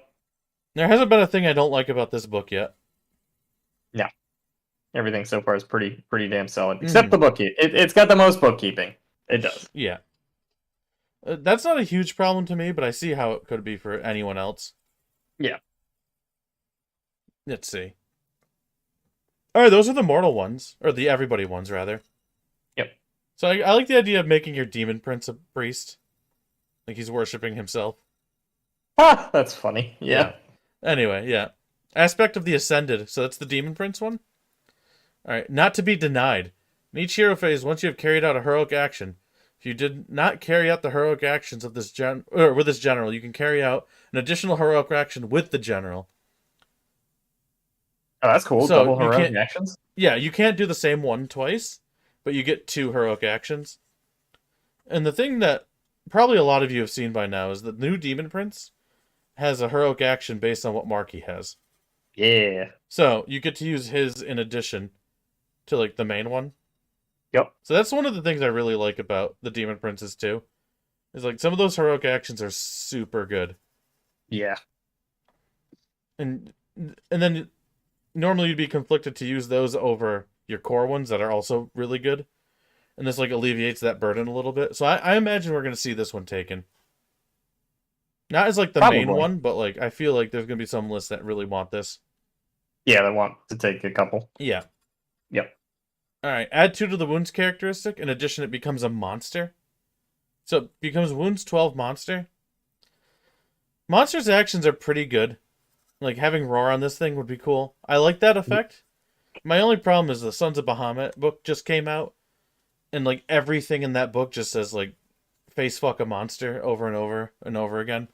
That's fair. So if that becomes like a force in the meta, I don't think this is going to be pickable at all. Just because I don't want to like give my enemy army like additional like 12 damage against me for no reason. Yeah, sure. That's an exaggeration, but like it's a liability if Suns are like a huge part of the meta. I mean, one thing to keep in mind with this is that's slightly interesting is that it gives you actually extra words, Wounds. extra wounds on an objective, or That's true extra too. points on an objective. Oh, models. because it'll become 5 Model instead count. of 2. Yeah. Yeah, exactly. Yep. So I think that's the best way to make the +2 wounds command trait interesting, too, because it does a Yeah. lot more to become a monster. Yep. Yeah, I just think the meta might shape out to where you don't want this, but I like the design. Yeah, sure. Yeah, but it's and there's no reason not to like have something like that, yeah, especially like if the meta's like reasonably normal. and not just like Yeah. all about killing monsters and stuff. Mm-hmm. And like, if that's your only thing that in your list that could be a monster, maybe you want it because you want roar. Yeah, right. Like, yeah, if you get monstrous actions only because of that. Yeah. Like, like let's see. How many things are you actually getting from this? Right? You're getting 2 wounds. You're getting a monstrous action. You count more on an objective. Like, that's actually quite a lot. Yeah. I mean, yes, you do have the problem of now you are a monster, so other people get things against you. But Yeah. And I guess without Illumina barring Ballistas could those, it shoot is it quite a down bit. better, right? Yeah. But yeah. Yeah, like actually, like I think there's a lot more power packed into this than it seems at first. Yeah. So I like this one, but I could see it not being played too. Is my final Right, word here. yeah. Yeah, Yeah, absolutely. I think that's fair. 2 more. Radiance of Dark Glory. Start of the hero phase. Start of your hero phase. Roll a dice for each friendly model within 9 inches of this general that has any wounds allocated to them. On a 3-up, you can heal 1 wound from the model being rolled for. The model being rolled for is a monster. On a 3-up, you can heal 3 wounds instead. It's interesting that there's the monster one and then there's this one, Yeah. and you can't do both Yeah. normally. Mm-hmm. Yeah, kind of weird. That's a weird one, right? I say normally, I don't think you ever can, right? Yeah. Because you can never actually take more than one command trait, even if you take an extra. Yeah, I would love to have more enhancement. command traits. That's like That would one be of the cool. 2 things I like over like 40k over this. So there's ways to get multiple command traits. That is kind of cool. Yeah. So, but this one's very weird to me. Because you pick a unit. Let's say you pick knights, and there's 5 of them. You roll a dice for each model, and on a 3-up, you heal 1 wound. So basically, what this is going to be doing is topping off your units, Yeah, it is kind of weird. which isn't Well, terrible. I guess I lied. You can't take like if you took an extra enhancement, right? You Yeah. could take an extra command. Can you take an extra command trait? You cannot. Oh, okay. Weirdly, yeah. So yeah, this one's weird. Yeah, I don't see the point of it. Weirdly, right? This one's just kind of I like the idea of like, and I like how it's guarded for like it's hitting a monster. It works way better. yeah. But I don't know, and maybe I'm Like- not seeing the full picture here. Ooh. Here's a picture. Yeah, You put a demon prince next to Archeon. oh, just get a free heroic recovery every turn. Well, not only that, so on a 3-up you heal 3 wounds, and you could potentially do heroic recovery on Archeon again. So that's what. So if you have to roll 3+, so that's an average of 2 wounds a turn, I guess. Yeah, On a 3, so that's an average of 4 wounds healed every turn. yeah, That doesn't suck.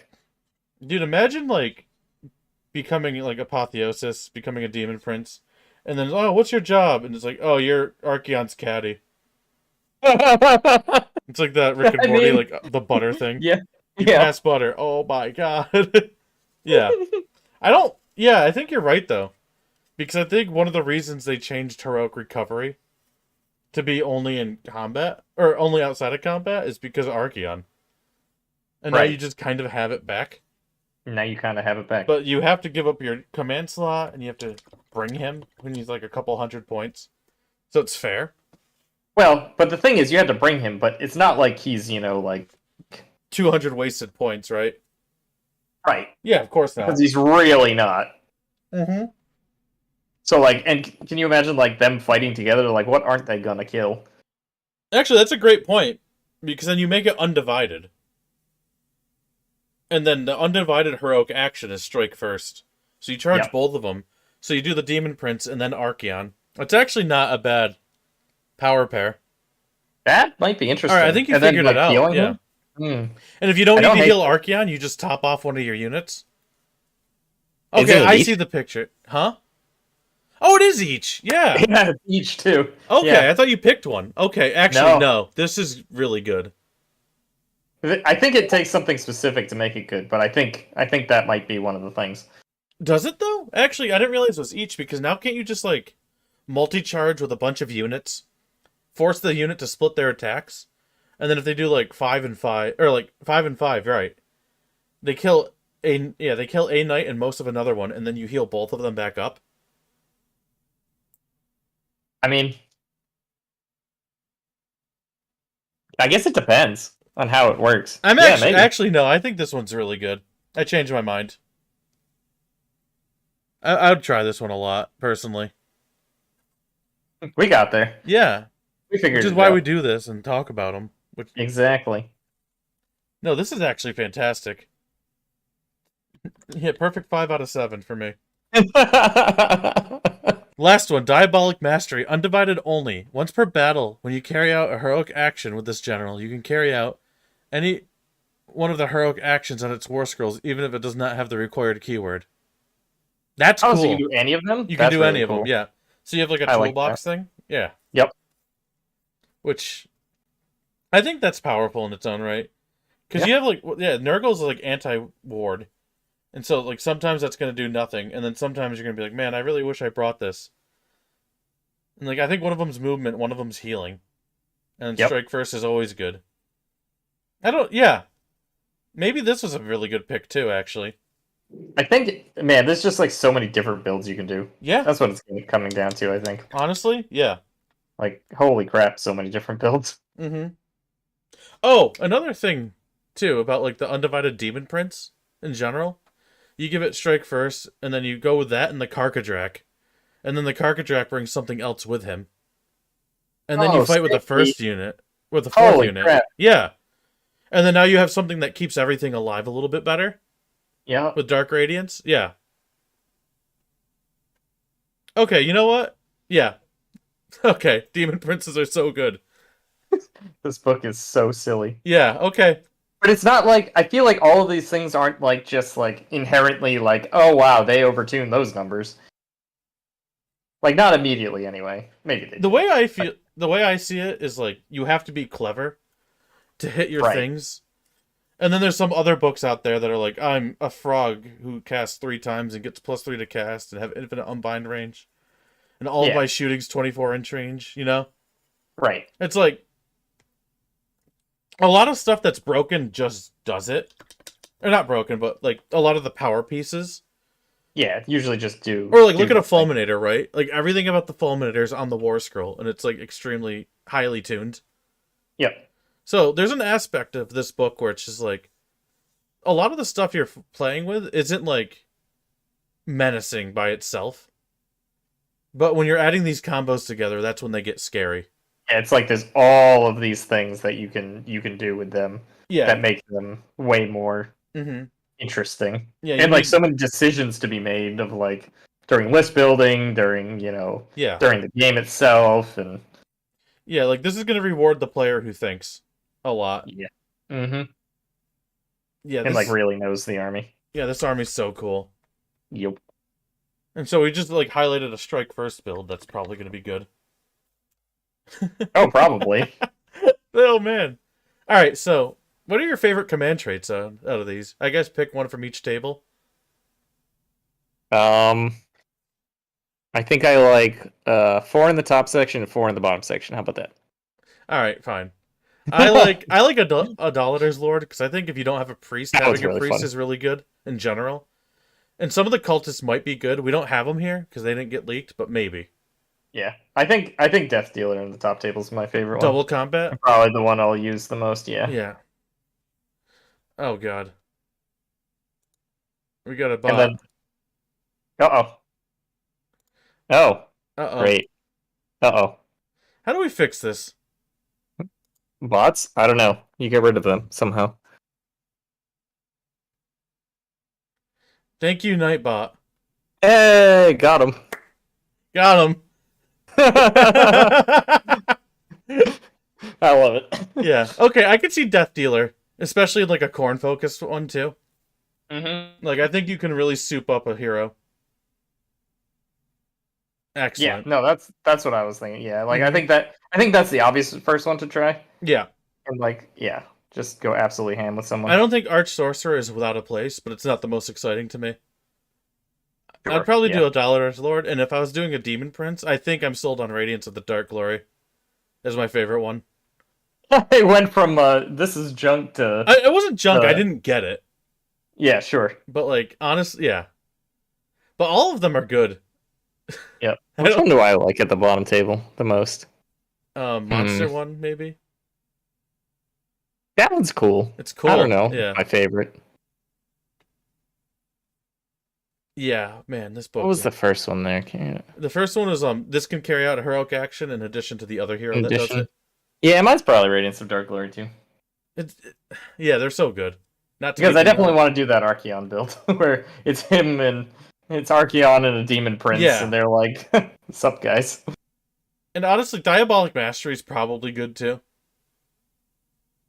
I think they're all good except for maybe the they're all monster good. one, and it's just because of how the meta's going to settle. Yeah, I think I agree. Okay. And I think other than the meta considerations, I think that one's actually really good. Yeah. Yep. I agree too. Absolutely. Let's see. Hellfire. So we're going to the relics now. So there's like 3 for everybody, 3 for wizards only, and then 3 for demon princes. So we got Hellfire Sword, which is pick one of the bear's melee weapons. If the unmodified hit roll with that is a 6, does mortal wounds equal to the damage characteristic, and the attack sequence ends. I'm not sure how I feel about this, because I don't think there's a lot of heroes with like one attack that has a bunch of characteristics. But I guess it works well with your Khorne when you're giving them 1. So like going from 4 to 5 is pretty big with this. I don't know. What do you think? Slaves to Darkness. Yeah. So 6 to hit are mortal wounds, but I don't think you have like a high quality of attack or high quantity of attack unit to really capitalize on this as much as you could in other Yeah, books. not with just one weapon, probably. Yeah. We'll keep that one in mind though when we look at the heroes. Yeah, so I'm not If sold anything on this stands yet. out. Yeah. Helm of the Oppressor, I am sold on though. Is a 6-inch bubble of no inspiring presence and rally. That one's pretty good. Powerful. Yep.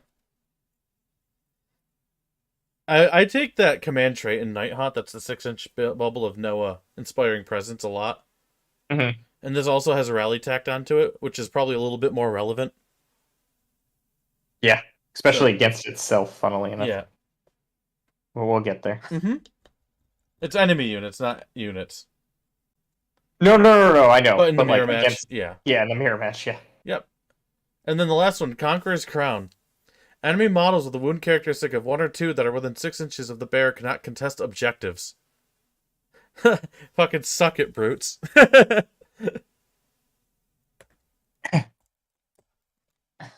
And that's going to work really Yeah. well with your Eye of the Gods table, right? Where you want to take control of an objective. Oh, yeah. And you just Yeah, march that's this true. guy up there, and they're like, oh, you only have like a horde of clan rats or something like that. It's like, oh, you have your whole army there? Too bad Yeah. none of them count. Yeah, exactly. So I think with the Eye of the Gods table, this brings it from like a good to an exceptional one. Yeah, definitely. Like, And then he has the Conqueror's Crown. I'm imagining like the Dark Oath Queen, right? yeah, Conqueror's Crown goes up. It's like, oh, sucks to be all of you. I conquer this point, and oh, looks like my god liked that. I'm a Demon Prince now. that's whap. hilarious. Yeah, I ascended because I wore a stupid hat,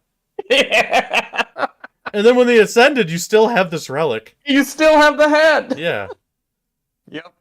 so that's I my want that. that's obviously my pick for there. I think. Yeah, I think I'm gonna do that. Yeah, For sure. and like That's actually such a powerful ability. Holy crap. yeah, brutes have that in Iron Jaws. Okay. And Trevor like does that to me all the time, where he just puts them next to my zombies, and I don't hold it anymore. Yep. And I'm like, I don't even know how to get this back without killing them. Granted, it's a lot harder to push like a unit of 5 or 10 with 3 wounds each than it is going to be to push any single hero. Well, no, I think But maybe it's even not. harder to push the hero because you Because put you the put a hero unit. behind stuff. Yeah, It doesn't have to be in base-to-base contact or anything. It's 6 inches. yeah. This And this person is just fucking and it's hide wounds of 1 behind and his 2. minions. Yeah, Yeah, which is most that things. hits a lot of Yeah. stuff. Yeah, Yeah, I think this is like an auto take. it's really good. Yeah, I We'll don't know keep an how- eye out for the other ones, but this one's so good.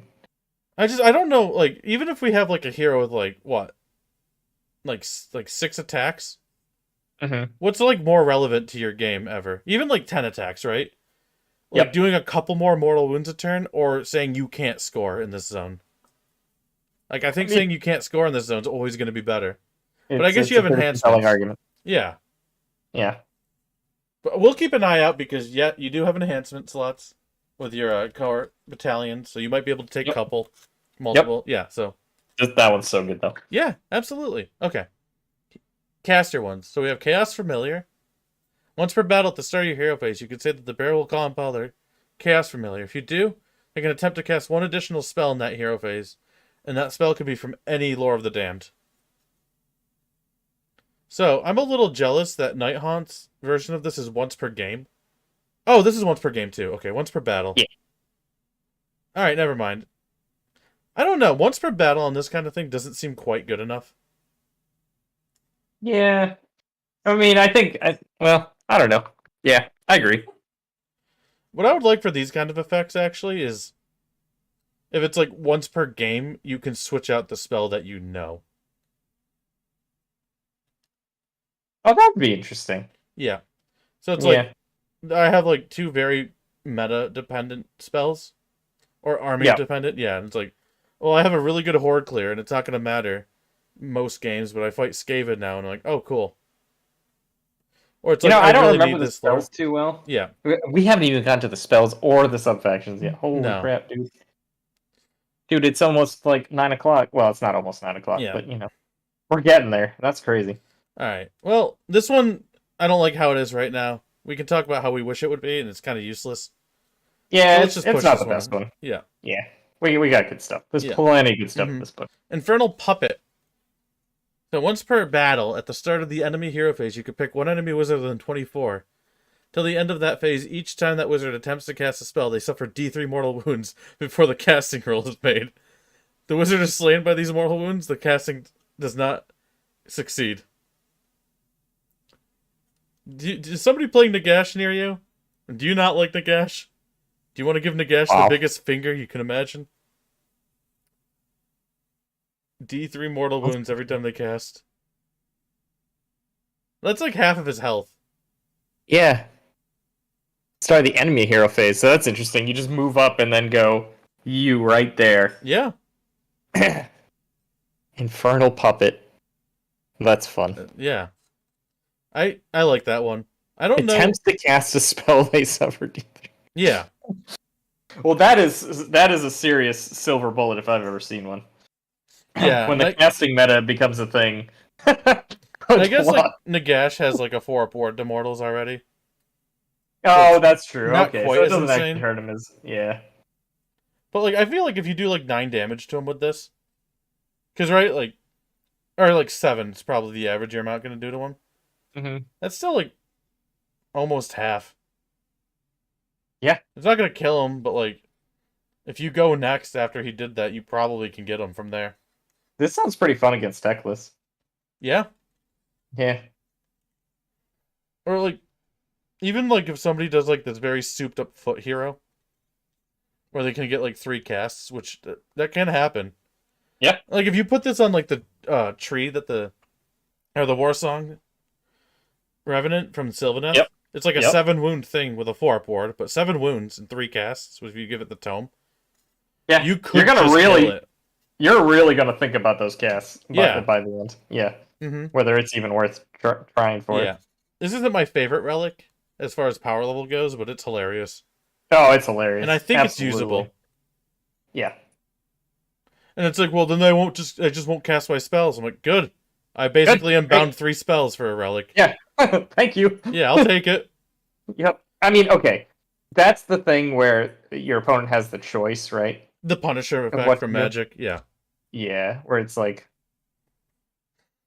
giving your opponent the option of doing something or not is worse than the options because they'll pick the one you don't want them to pick. Yeah. But I think this gets around it nicely where if it kills them, the spell doesn't go off. Yeah. So it's not like they can be like, all right, I need the one more, so I'll do it now, and then my guy will die, but whatever. Yeah. they don't actually get it. So it's actually that is I think that's very Which interesting. actually, never similar to perspective makes a lot of sense also. What was that? And like, it would make sense that the guy dies and doesn't get his spell off. Yeah. Oh yeah. Yeah. Final Fantasy 14, there's like one dungeon where there's like this asshole priest who casts a spell that summons gargoyles.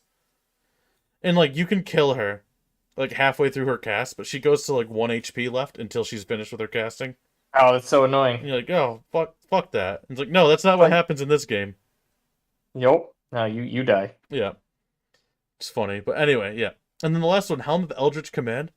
When the bearer attempts to dispel an endless spell, the spelling roll is greater than the casting value of that endless spell. Instead of being dispel, you can say that the bearer has seized control of it. If you do so, the bearer now controls that endless spell in the same manner if they have summoned it. And the model that summoned the endless spell does not control it. Yeah, so Give me that. you steal it. Yeah. Yeah. Which Tzeentch has this, and I think it's going to be funny there. It's a relic here, which... I don't know. I think I like this as a relic, too. It's another silver bullet relic, right? Yeah. Yeah. And like being like, ooh, nice purple sun. Don't mind if I do. Yeah. Or like Gnashing Maws is kind of cool. Yeah. Or like, Yeah. actually, one case, I was fighting Tzeentch with Sylvaneth.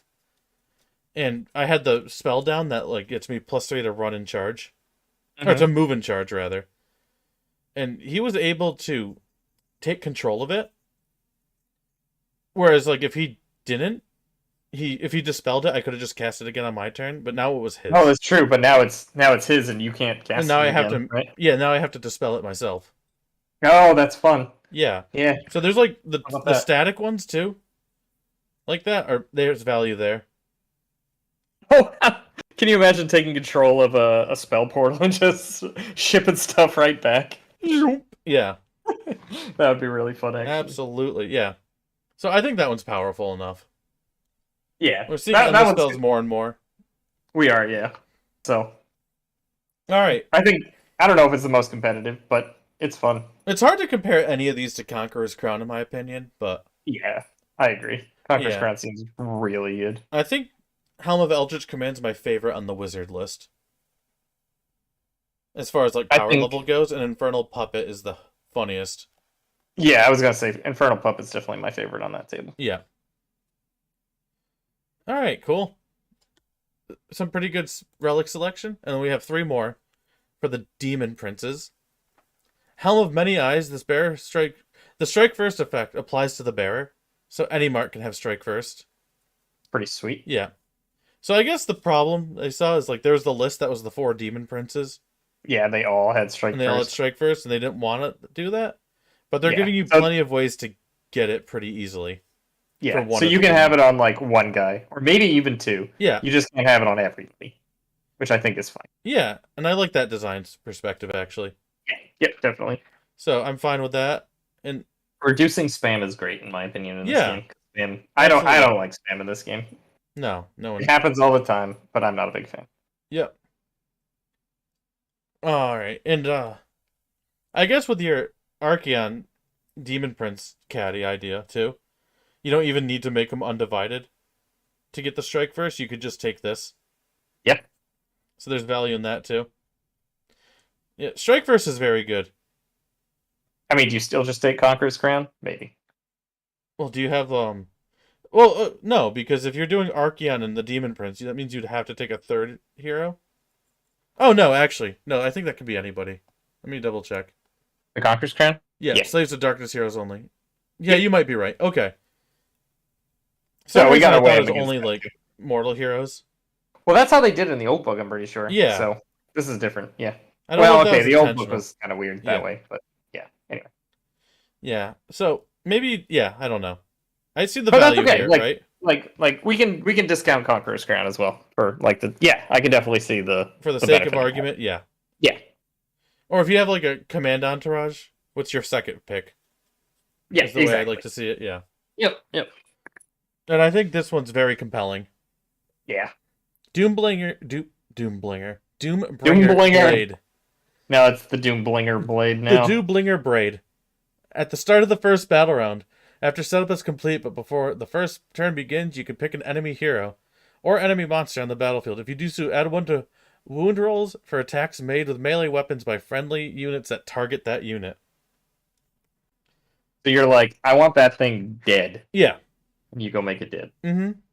Hilariously enough, another anti-Nagash tool. That's true. Yeah, anti-Techless, yeah. So that's probably Techless is a strength little this harder book. because Techless is normally like in the back, but Yeah. this book doesn't exactly have good shooting. Yeah. I guess, like, that helps you answer the question of, can I bring down a Gargant a turn? You know, fuck that there one. you go. Yeah. Yeah. Yeah, exactly. I don't hate this. Yeah. Yep. Last one. Realm Warper's Twist Rune. Once per battle in your hero phase, you can pick 1 terrain feature wholly within 12 of the bearer. Roll a dice for each model within 1 inch of that terrain feature. For each 6, that model suffers 1 mortal wound. In addition, until your next hero phase, that terrain feature blocks visibility in the same manner as a Wildwood. They basically changed, like, they removed the Despoiler's ability to do this, if I remember right. And right, yeah. this is kind of like how they gave it back. Yeah. So, like, I think that's all that is, and I don't think this is terribly interesting. No, I don't think so either. Yeah, especially since it's only once per battle. Like, 6 I think up this could mortal be wound is never every- enough. I think this could be every turn, and it might not be good enough. Compared to some of these options, absolutely.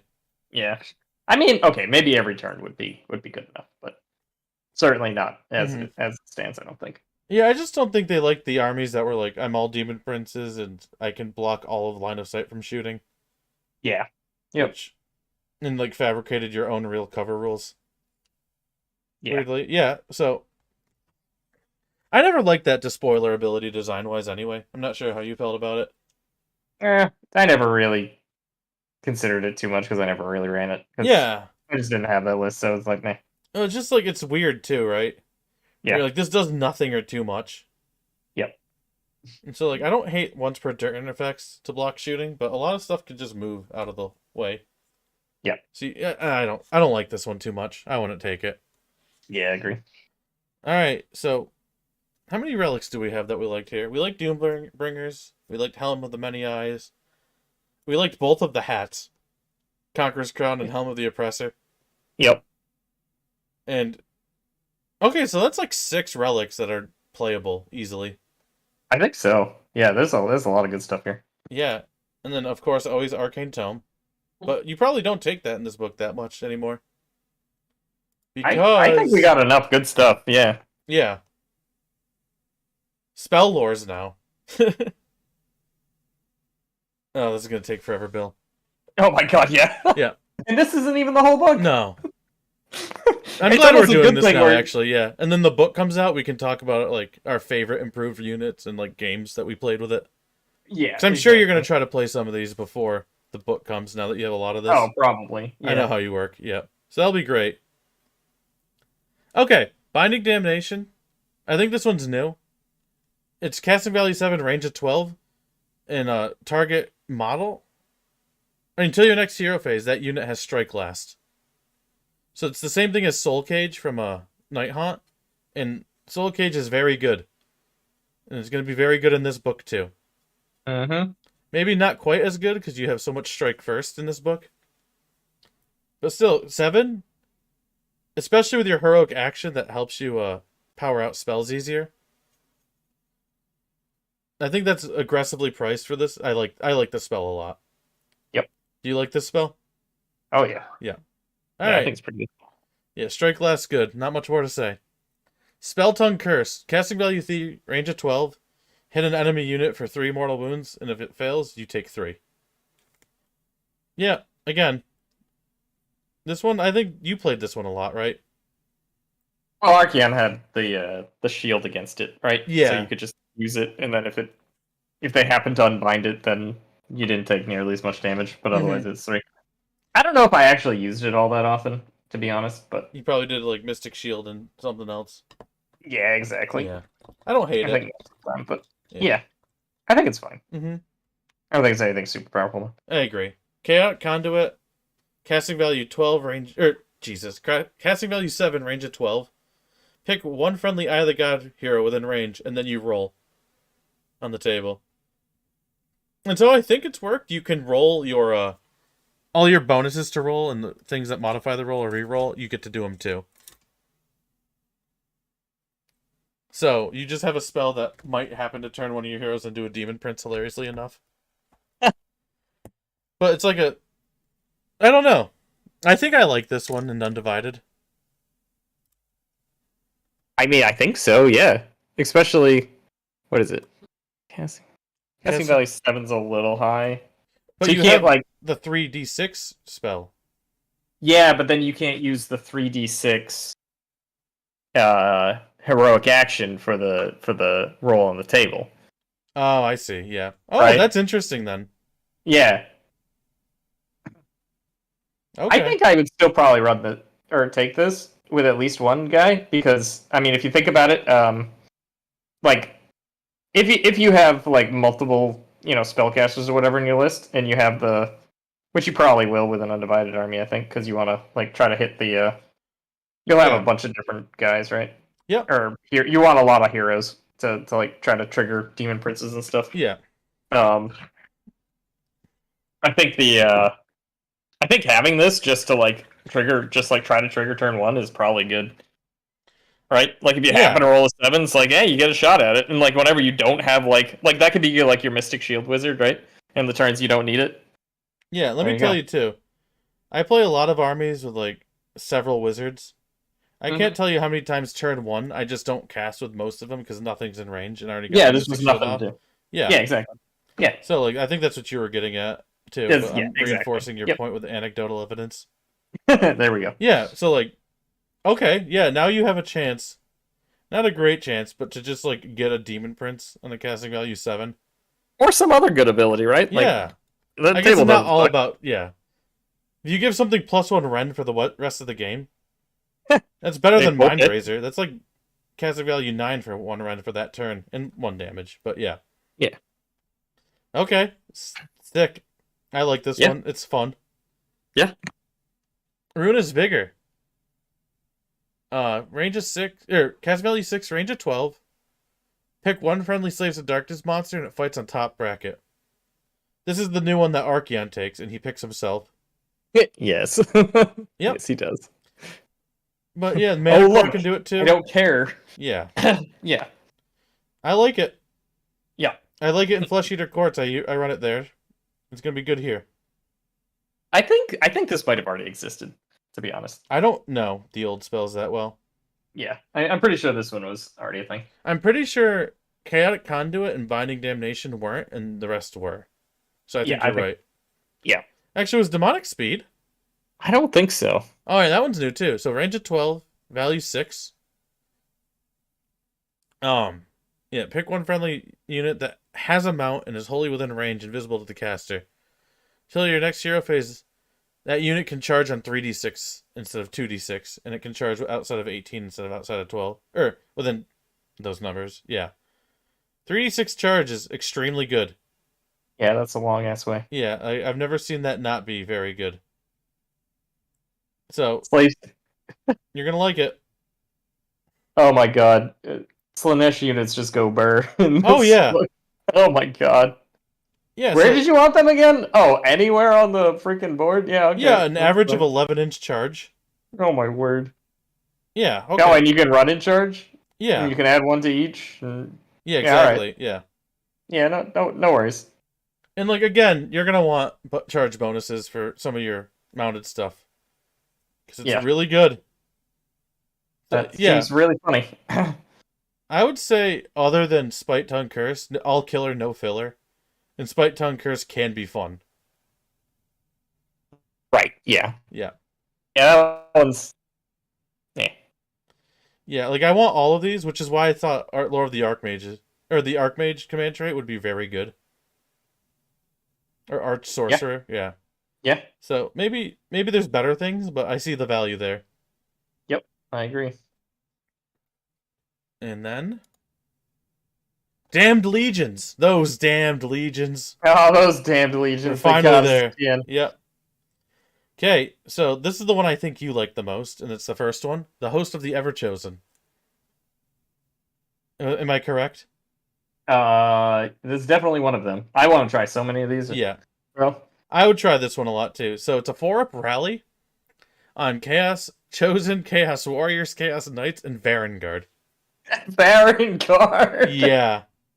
So Oh god. Spoiler alert, Varangard did not get worse. no, they didn't. No, they didn't. So I want to point out here that I think this reads as these units don't die. I think that's not true. I don't think this is as like balls to the wall insane as it sounds. Yeah. Because we play the what's that mission? There's the one that gives your things 4-up rally on objectives. Mm-hmm. And I see that mattering like one turn out of the game usually. Sure. And it's usually a pretty impactful movement thing in the turn.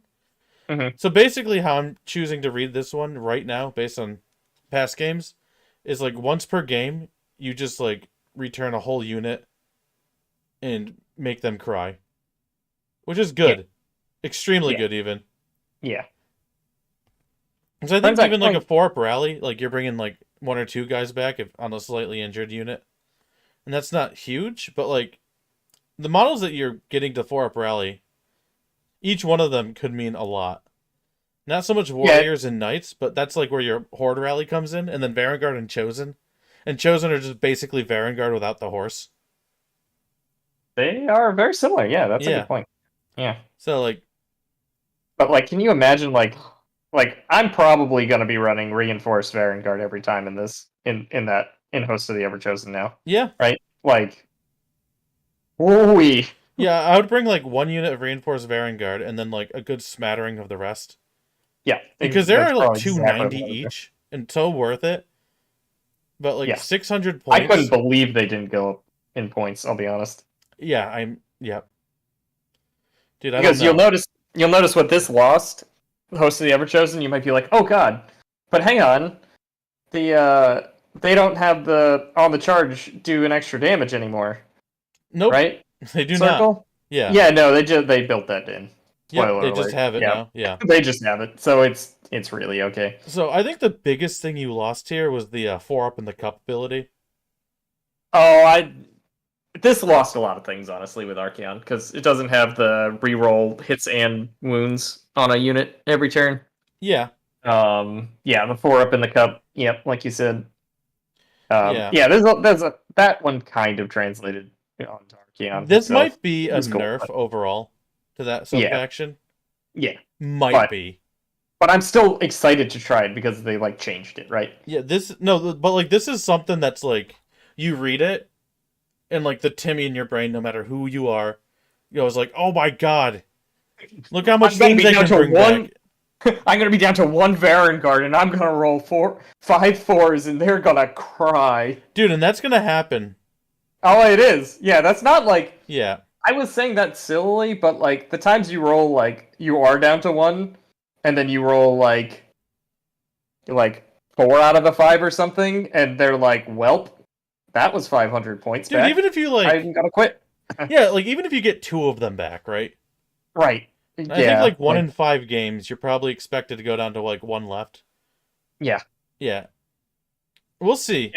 It's gonna happen. Yeah, this might be a little too good, We'll see.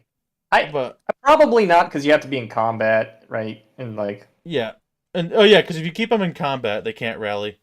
right, exactly. So there is that. Yeah, And yeah, so you have to play it interestingly. But like on your turn, you can fall back, and then on their turn, you can rally. And, Yeah. You know that whole little song and dance. mm-hmm. Especially if they're getting low. Yeah. You know what? No, I stand this one. I would play this a lot. Yeah, I almost certainly am going to. Yeah. Like I'm so tempted to just go to like Monocrypt tomorrow and just start collecting he has there. Because I want to run all of those units. I wouldn't blame you if you did. Yeah. Next one. Varangard, look out though. Those are pricey boys. Stonks. Yep. Yeah, but I think you only ever need 2 of them. I think you do now. Yeah, I think that's true. Because I think like I- the other stuff's good enough to move it stuff, and like they're just priced at a point where like you can't spam them. Yeah. In my I opinion, think they're I think they still are also battle line in Host of the Everchosen too, right? them and Chosen are hosts or a battle line. Yeah. Yep. I didn't think that went away. Nope, which is cool. Yep. I also kind of like that you don't need Archeon here. Right, yeah, you always used to. Actually, I mean, Archeon's probably bad in this one. Is he? Is he Because though? I think you'd probably rather have one that can buff him instead of like half of your army. Like, because you'd rather have like all of your army be benefiting from this instead of only half too, That's probably true. which is Although- interesting. It's also possible that it's just Archeon's always worth taking. I don't After looking at the War Scroll, he might be. Yeah. know. I like the idea. I like War Scrolls that are good to take and good not to take because you have other options too. Yeah. So like if that's where this falls with Host of the Everchosen, that'll be great. Is my point. What if it's better to not take Archeon in the host of the Everchosen? No, if it's like good to take him and good to not take him too. Oh, sure. But let's talk about the other ones. So Legion of the First Prince. A lot of people are probably lamenting this one because that sub-faction's probably dead now with this. Yeah. So, how it's worded now is you can pick one Legion of the First Prince undivided unit and then pick one of the following marks of the other gods, and they get that mark this until the start of your next hero phase in addition to the undivided mark. Oh yeah, this is the one that gives that. Yep. Yep. So this might be really cool for your undivided list. Yep. Yeah, where you want to like maximize that. Yeah, I think this will definitely be like Yeah. I'm thinking like we're probably running Be'lakor in that and Yeah. just like a pile of like undivided guys and we'll have a good time. Yeah. And he doesn't have Eye of the Gods even in undivided mark because he is a god. He is. Yeah, it wouldn't make sense for him to turn into a The demon prince. He Yeah, got because he demoted for doing is. so well. Yeah, exactly. But yeah. Just you just can't stack the other buffs. I wanted to just mention that on him. Mhm. So you can't just like Ren stack the shit out of a Be'lakor. Yeah, that would be a little silly. Yeah. Yeah. Okay. So yeah, you get that, and in addition, allied bloodletters, horrors, plague bears, demonettes will get the mark too. Which is kind of cool. Yeah. And like that might actually make them really useful allies. Yep. Maybe not. I don't know because like you don't get the 5-up board with the plague bearers, which is like the whole reason they're good. Bloodletters and I think the only good unit here is horrors. Bloodletters get a little better, right? Because their main Yeah. weakness, I think, is that they only have one attack base, right? Oh, and then they get 2 on the charge. Yep. And yeah, they get the extra one on the charge, which is nice because of the mark. Yeah. Okay, so So, like, maybe there's something maybe. there. Yeah. Maybe. Yeah. Yeah. I don't know if you bring horrors here either. But it's kind of cool that there's like an homage to it, an homage, but like I like this new ability a lot. I think it's going to be very good. Yeah. And the fact that you can change it whenever too. And you're like, "Oh, I really need to survive this turn." You're Nurgle now. Yeah, no, I do think that is really Yeah, cool. and like you're very far away. You're Slaanesh now. And the interesting thing is you actually don't have to run Be'lakor in this either. You Right. don't. Yeah. Yeah, so like Like I my mean, I don't last think point. there's- Yeah. yeah. Okay, cool. So like yeah, you might just run this for the undivided just to be able to give the other marks for like that army is going to be so hard to play. It's going to be silly. Yeah. Because it's going to be like so many different paths to like keep track of and do. Oh my god, that's going to be ridiculous. There's to almost like play. a benefit to that too, where like if you are capable of it, your opponent Right? won't Yeah. be. Your Yeah. opponent is not going to have any idea what's going on Yeah. in that list. It's going to be yeah. So like there's value there too if you're that kind of player. Yep. All right, moving on. This is my favorite one. Kabbalist.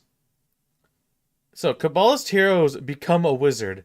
If they're already a wizard, they get an additional cast, an additional dispel, and one additional spell from the Lore of the Damned. Alright, every hero gets an arcane tome. Every hero gets the most used relic in the game. Yep. In addition, that heroic action where you cast on a 3d6 becomes a 6-inch bubble of cast on a 3d6. Oh my fucking god, that's good. That's pretty good, right? Right? Yeah. Yeah, I'm not gonna say that's not good. I'm gonna say I probably won't play this one very much, but that's just personal preference Yeah, more that's than power fine. level. Yeah. Yeah. Like I love everything in the lore and like just anything becoming a wizard with like that bonus to cast. So like you could have a whole army casting on 3d6. Yeah. And like you're launching Yeah. endless spells every which way. I mean, you're gonna take some damage Sure, because but you're gonna miscast. But yeah. Yeah, but then I took the fucking command trait that let me heal everybody from the demon. oh yeah. Yep.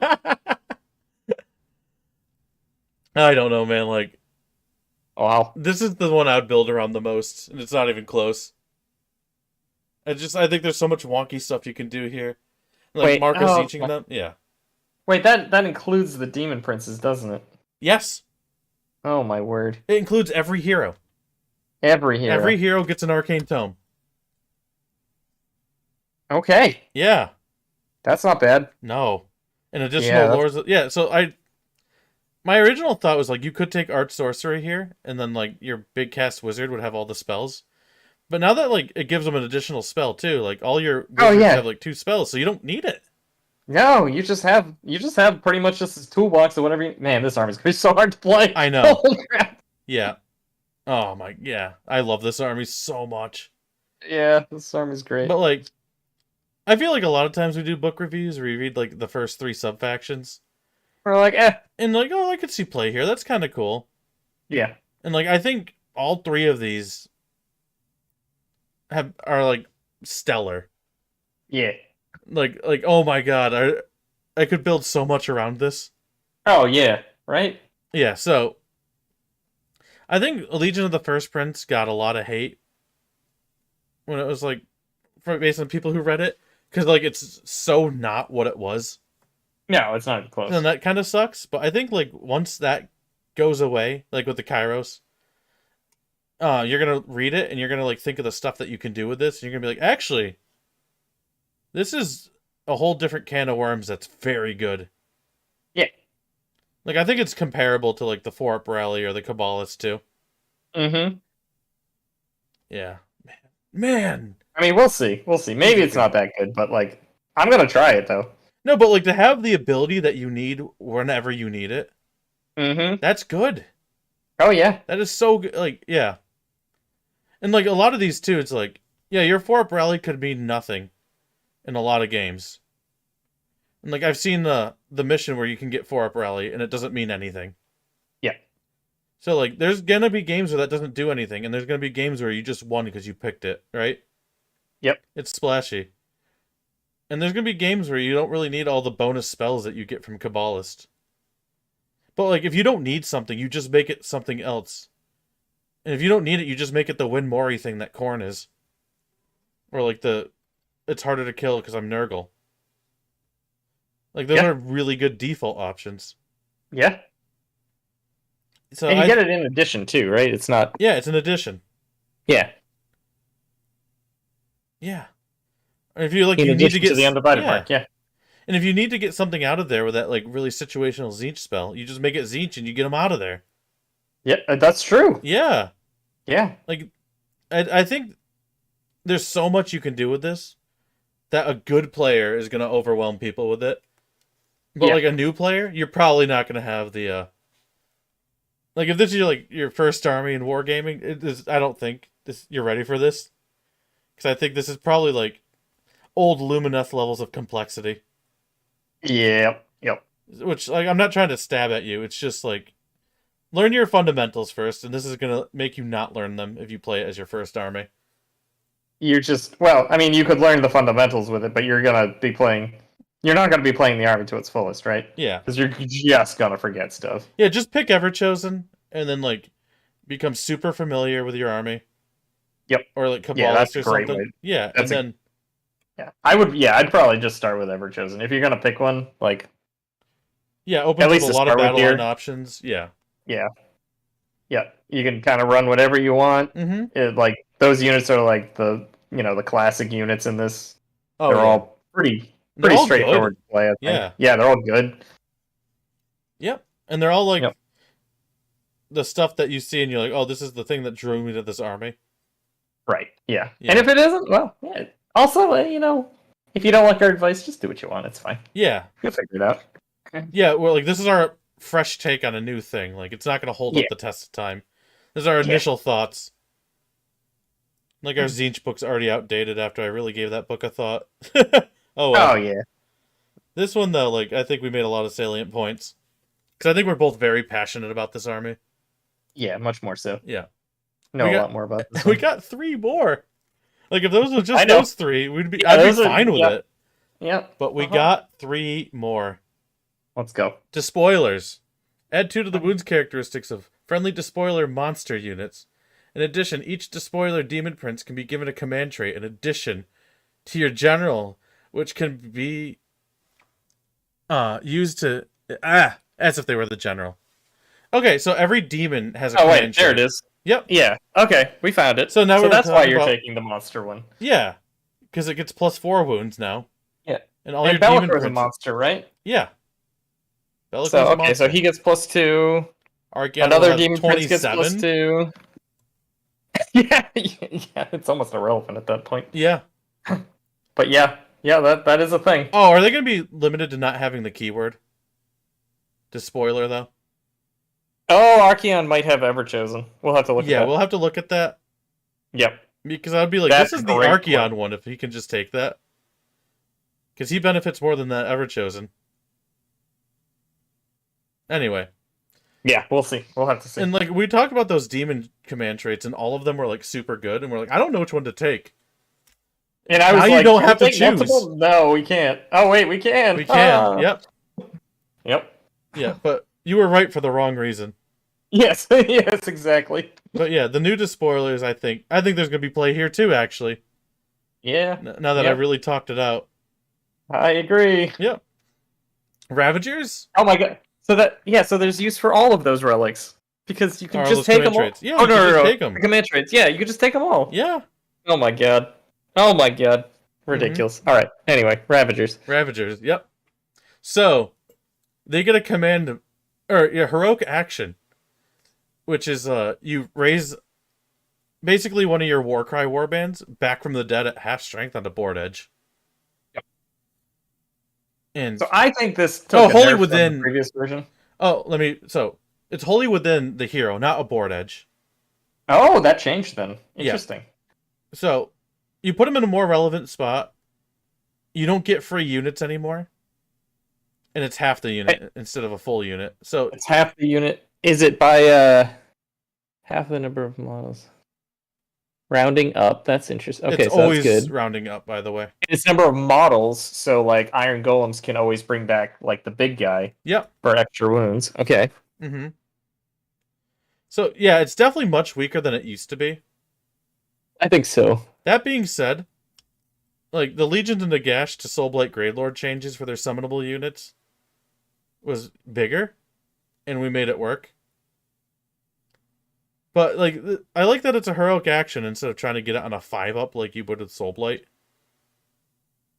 Oh, and it happens in the hero phase, right? Because it's heroic action. Yeah, So they get to move. they get to move. So they get to move and charge immediately if they Yeah. want to. Yes. That's pretty good. So I Well, don't think okay. it's A half strength cultist unit probably isn't doing much there, but like maybe there's something. You know what's funny too? It's not your hero phase. Oh my god. Yeah. Ooh. So you could like set Ooh. up bait, and they're like, I'm gonna try to kill your general there, and you're like, It's just okay, like, I'm gonna "Oh." return a unit. Get fucked, and put nerd. them right in front. Yeah. Oh, this is gonna be. Oh man, this one's so techie too, isn't it? Yeah. Oh wow. Like I think it's different. Probably not as good, but pretty close. Certainly gonna be fun. Yeah. Yeah, I don't think it's as good either, but and I mean I don't think it ever even saw play back in the day in any tournament list. So Yeah. this is probably one of the weaker. But then again, we don't. Okay, the big thing about this one is we don't know what they look like. Yeah, and if the cultists. cultists are insane Yeah, if they got better, then because they sucked before. yeah, I think their points did go up in general because we do have their points. Yeah. So We'll have to see. we have to see what the cultists do, but like that seems like a good enough ability. Yeah, I mean, you're honestly. still bringing guys back, right? Like Yeah. that's pretty. So And it's limited to like slaying too, so you're not getting like the up front loaded like free units, mhm. which I kind of like. And I think they Yeah, made them like very restrictive in their power because they were going to be free a lot of the times. probably. And so maybe if they're flat Yeah, good maybe. now, Yeah, maybe like they're this better. is A just lot better. better. Yeah. Yeah, Even though yeah. the We'll have to ability see. itself, like kind of like how Soul Blight was, right? Like all the units got flat better, but you just can't just bring them back all the time for a command point. Now you could triple reinforce something and still get like say they were unit of 10 or unit 10 normal. You get 15 back, right? Yeah, of course. Yeah, that seems pretty solid. Just throwing Yeah, that out there. yeah, I agree. Like this has And play. And like, let's say you run like 30 or not 30, triple or double reinforced iron golems with the I can't remember what he's called. But the Golem, the the oracle actual guy. golem guy. Yeah, Yeah, the big guy with 3 wounds. You could. I don't see why you can't take 3 of them back, you can. Yes. right? Yep, you can. And all 3 of the heroes Yes. and what have you. Like, it doesn't work on the War Scroll where it says like one of them has to be this, one of them has to be this. But I don't think that's only on setup. I think, right? Yeah, you're right. I think. You're right. I don't know. I Maybe mean, maybe that's wrong. it's this if it's the same rules as Soul Blight, then yeah, you're right. Okay, that's really interesting. Okay, yeah. So I feel like you walked off the edge a little bit on this one because I think you weren't super happy with it before. Yeah, but that's actually We gotta see what the cultists do, but I yeah, could see this one having real play if the cultists are there. yeah. If the cultists are there, and like, yeah, you're gonna want to like. I think you're gonna want to reinforce units. So that means I probably won't ever play it because I'd buy one of each. I don't buy multiples. Are you kidding? All right, fair. Yeah. So well, we'll see. We'll see how it goes. Unless one of them is like, oh, I love this ability.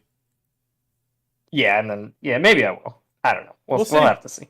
Yeah, we'll see. Yeah. And then Knights of the Empty Throne. So mounted units can run and charge. There's a lot of mounted units that I really like. Yeah, hang on. Yeah. We don't have to go much farther for that one. Yeah, and then That's super your good. general can be a unit of Varangard.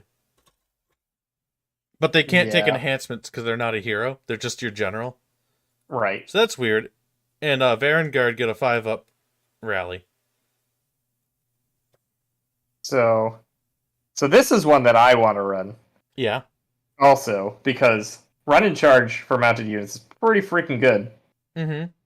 And then we tack on like the amount of like well, we'll get to the cartridge rack eventually, but yeah, that's one of the ones I want to run obviously. Yep. And then there's like and then you can run Varangard, you can run Chaos Knights, and you can just alpha strike the crap out of something with this. Yeah. Yeah. And I mean, like, that extra rally for the Varangard doesn't suck either. No. You know? Right? I don't think I'm making it my general, like, ever. I don't see the point. I think they did that just because... I think they just threw that in there because that's what it used to be, right? Oh, the general you has actually a want 5-up to do it. rally. Not Varangard. The Varangard general has a 5-up rally. Oh, okay. Alright, so that's a reason to do it, I suppose. Yeah. Okay. Well, Yeah. that's a little better anyway. Well, it's sad because it's worse, but, like, at least there's a reason. And little it's not better just design, like, why yeah. would I ever do this? Yeah. I just think, like, this with, like, the crown of you can't contest objectives would be fucking asinine. So I'm glad they had the foresight to not let you do that. Yeah, This right? one is the least compelling to me, but I think in most books it would be compelling. Oh, see, I disagree. I think this one might be like the first one I ever do because I really? think there's a list. I think there's a list here with like absolutely run is in a list. charge Yeah, and yeah, run and charge is so good. yeah. There's an alpha strike list here. Yeah, I'm pretty positive of it. That can make yeah, with Chaos that can make Knights and you stuff. fly. Yeah, Chaos Knights, Varangard, Karnix, all the Yeah, all the that works. fun stuff. Yeah. But yeah, 6 very good sub factions actually. Yep, I think they all got play. Yeah, Cabalists was like my favorite going into this. Despoilers, after talking it through and talking through the command traits, I'm actually Yeah, like, it's like, way more on wait. board with it. Yeah. Yeah. Ever one's- Chosen is obviously good. Yep. But like I'd be drawn to Kabbalist and Despoilers the most personally. Mm-hmm. And then Ever Chosen because I like Model Return. I'm a Death player, of course I do. Yeah, of course. Yeah, but like all of them are playable easily.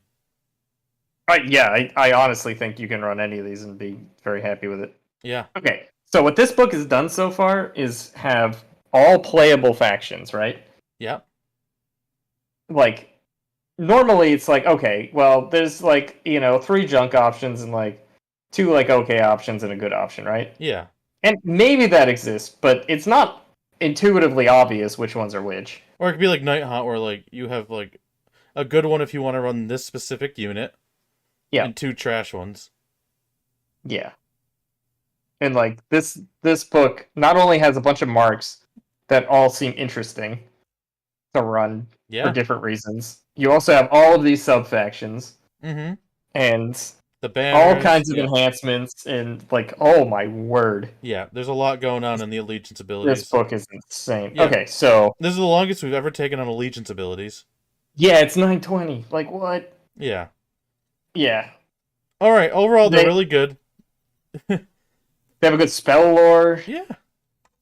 Oh, and the war scrolls don't disappoint either. Yeah.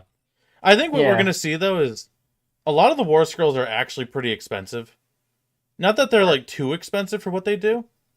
It's Yeah. just I don't think you're gonna have like I think the weakness of this book is gonna be like the OBR where like their cheapest unit's 140. Right. So like it Well, makes but like it's not though because you got the cultists. You have like infinite cultists too. yeah.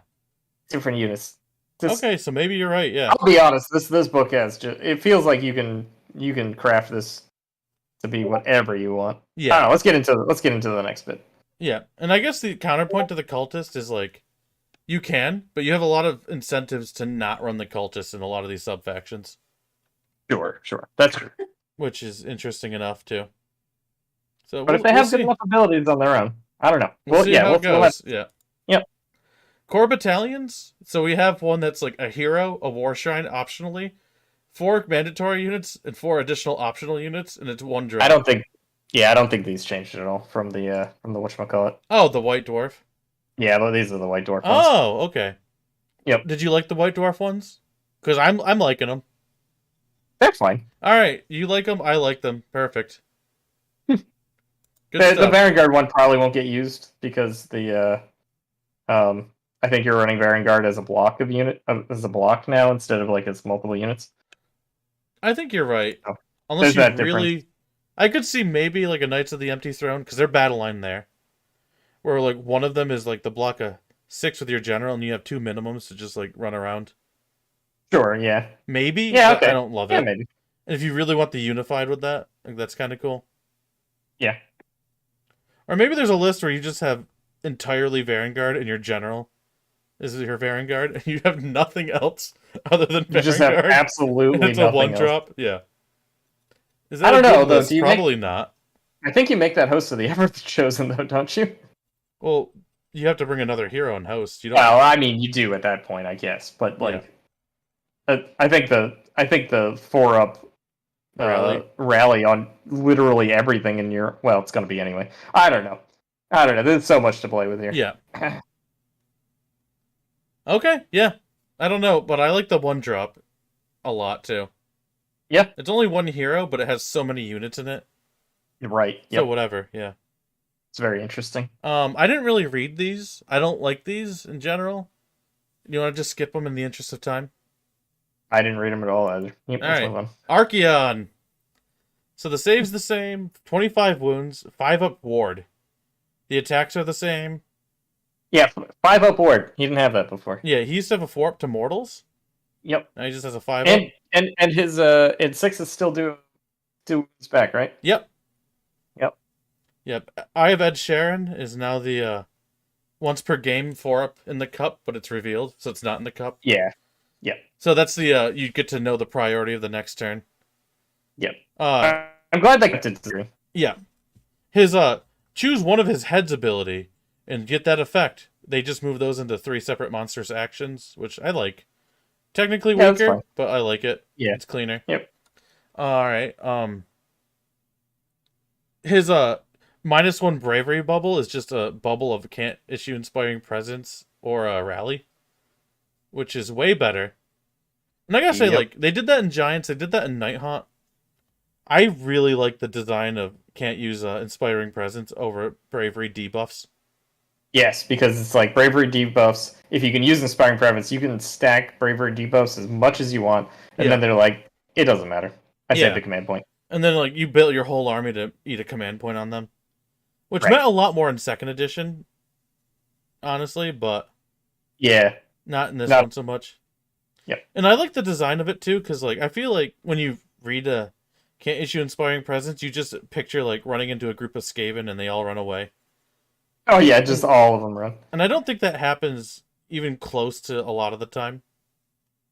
Yeah. But how I see it is big units that are like problems, you have to commit like your turn to dealing with them. And if you get them, and if you're down like by 1 model, they Inspiring Presence it. And it's an issue for your next turn. Yep. I just, what I see this as is like, it's an insurance policy of like, okay, I get to dictate my entire army to deal with this like massive horde unit, and I guarantee that it will be gone by the end of the turn. And I think Right, there's yeah. extreme value to that too. Yep. And putting Yep. it on your 25 wound model with a 5-up ward, they're not moving pretty it good. back. No, If you picked your I fights don't right. think they are. Yeah. So I like that. And then he still has the command ability to fight on death. And he's 860 points, which I believe he was that before too. It sounds right. I Yeah. don't remember exactly. He was Yeah. around there. Yeah. So I think you're going to see this guy a lot again. I think he's a Yeah. better anvil than most anvils in the game. Because he's a 3-up save.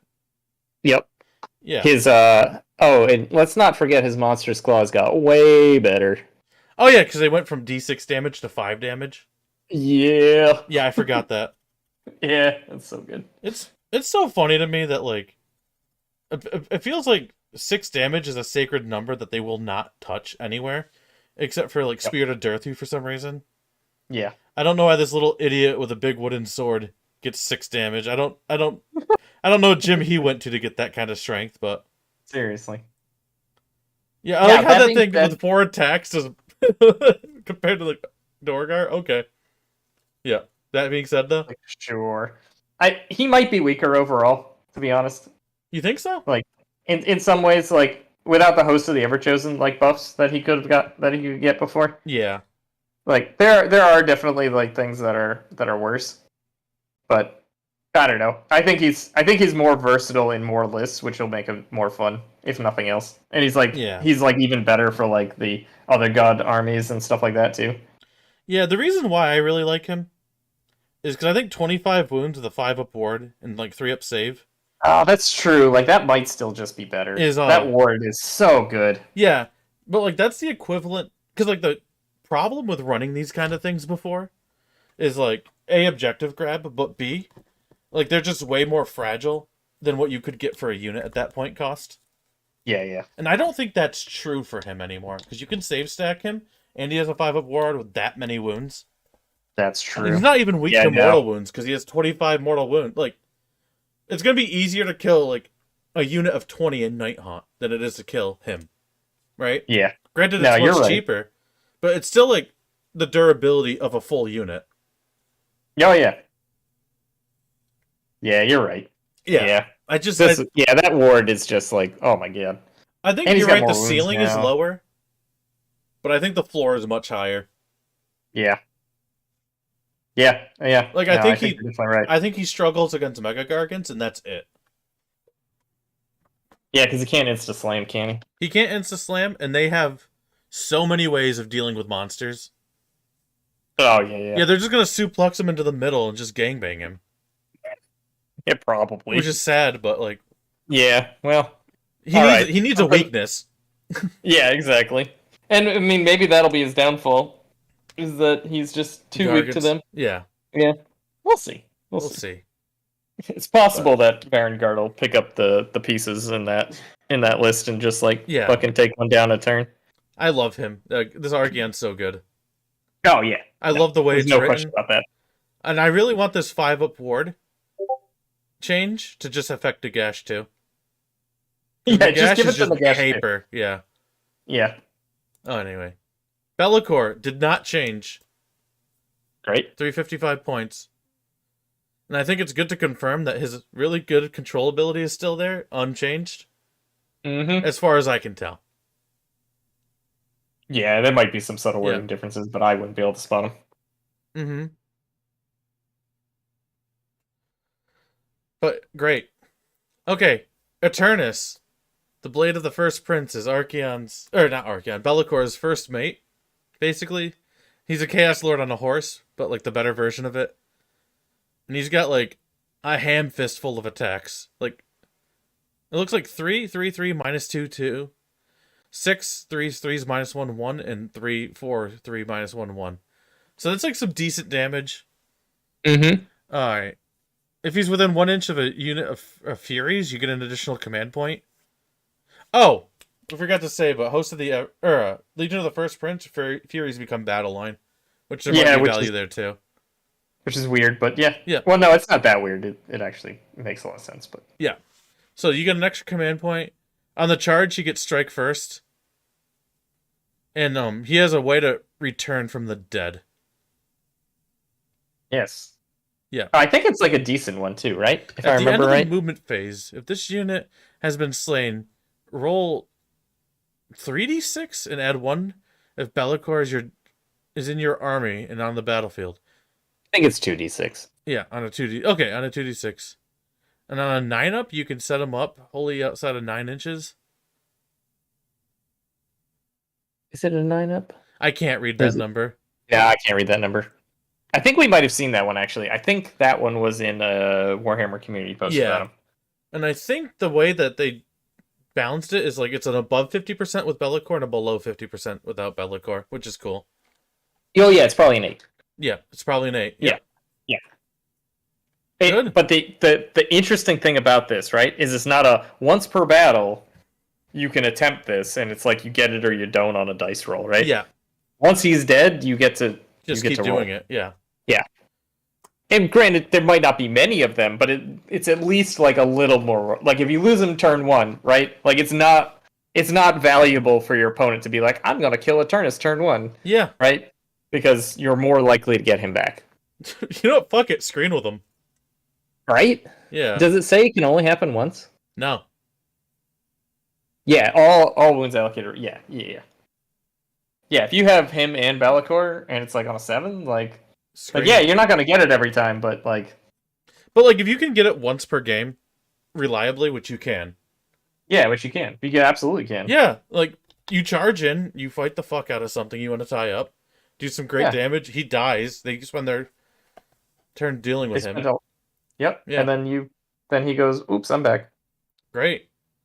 Like that's actually honestly the best res We've seen. hero res mechanic I've seen. Yeah. Yeah. Like, that was awesome. And he's 235. Like that's not a lot. Dude, he's only 235? He's 235. Whoa. Okay. I like it. Yeah, me too. I'm gonna try to fly through these a little bit, just for the Yeah, interest of time. absolutely. But yeah, Yeah, we can go in more depth later. yeah. Chaos Lord. After we- Yeah, in the next absorb video it. we do this when the book actually comes out.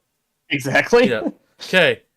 Chaos Lord on foot. He's got a couple weapon options. They're okay, but man, have the mighty fallen. He lost his double combat. Yeah. Now he gets a retinue that he gets to fight in tandem with. Yeah. For 115. If you really need a cheap hero, he's great. Otherwise, I don't really see it. Yeah, he's not super good. Yeah. Is Glory in Battle good? Oh, Glory in battle is the fight in tandem rule. Oh, that's the fight in tandem, right? Yeah. Team. And I guess he has a bodyguard on a 3-up. But I don't care.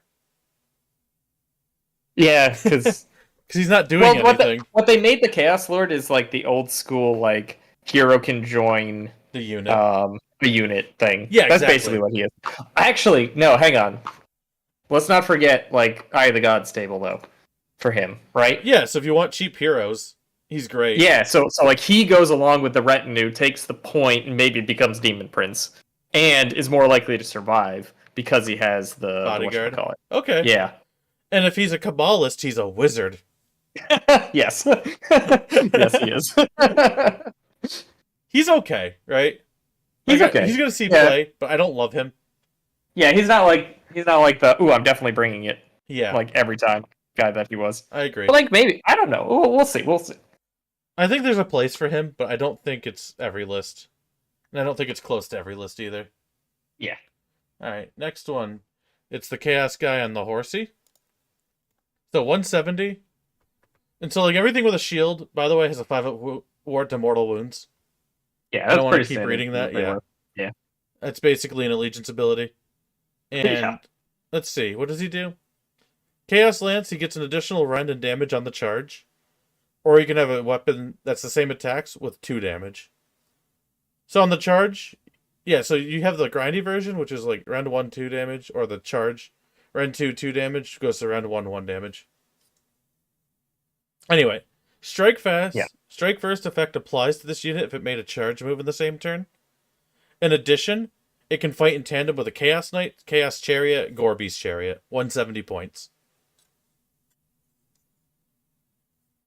Pretty good. Yeah, 8 wounds, 3 up Well save, hit. so he's survivable. Yep. Yeah, fight in tandem, I think is pretty good. And it's fight first, so if he fights in tandem, he can drag other units into the fight first range with him. Which is pretty important. Oh, that's very interesting. Yeah. So That's you right. have That's like your the other Demon reason Prince I wanted to do this. fighting Yeah. first, then you have this charging in, fighting first in tandem. Yep. And if you have another thing like this, you could potentially fight with 6 things. Yep.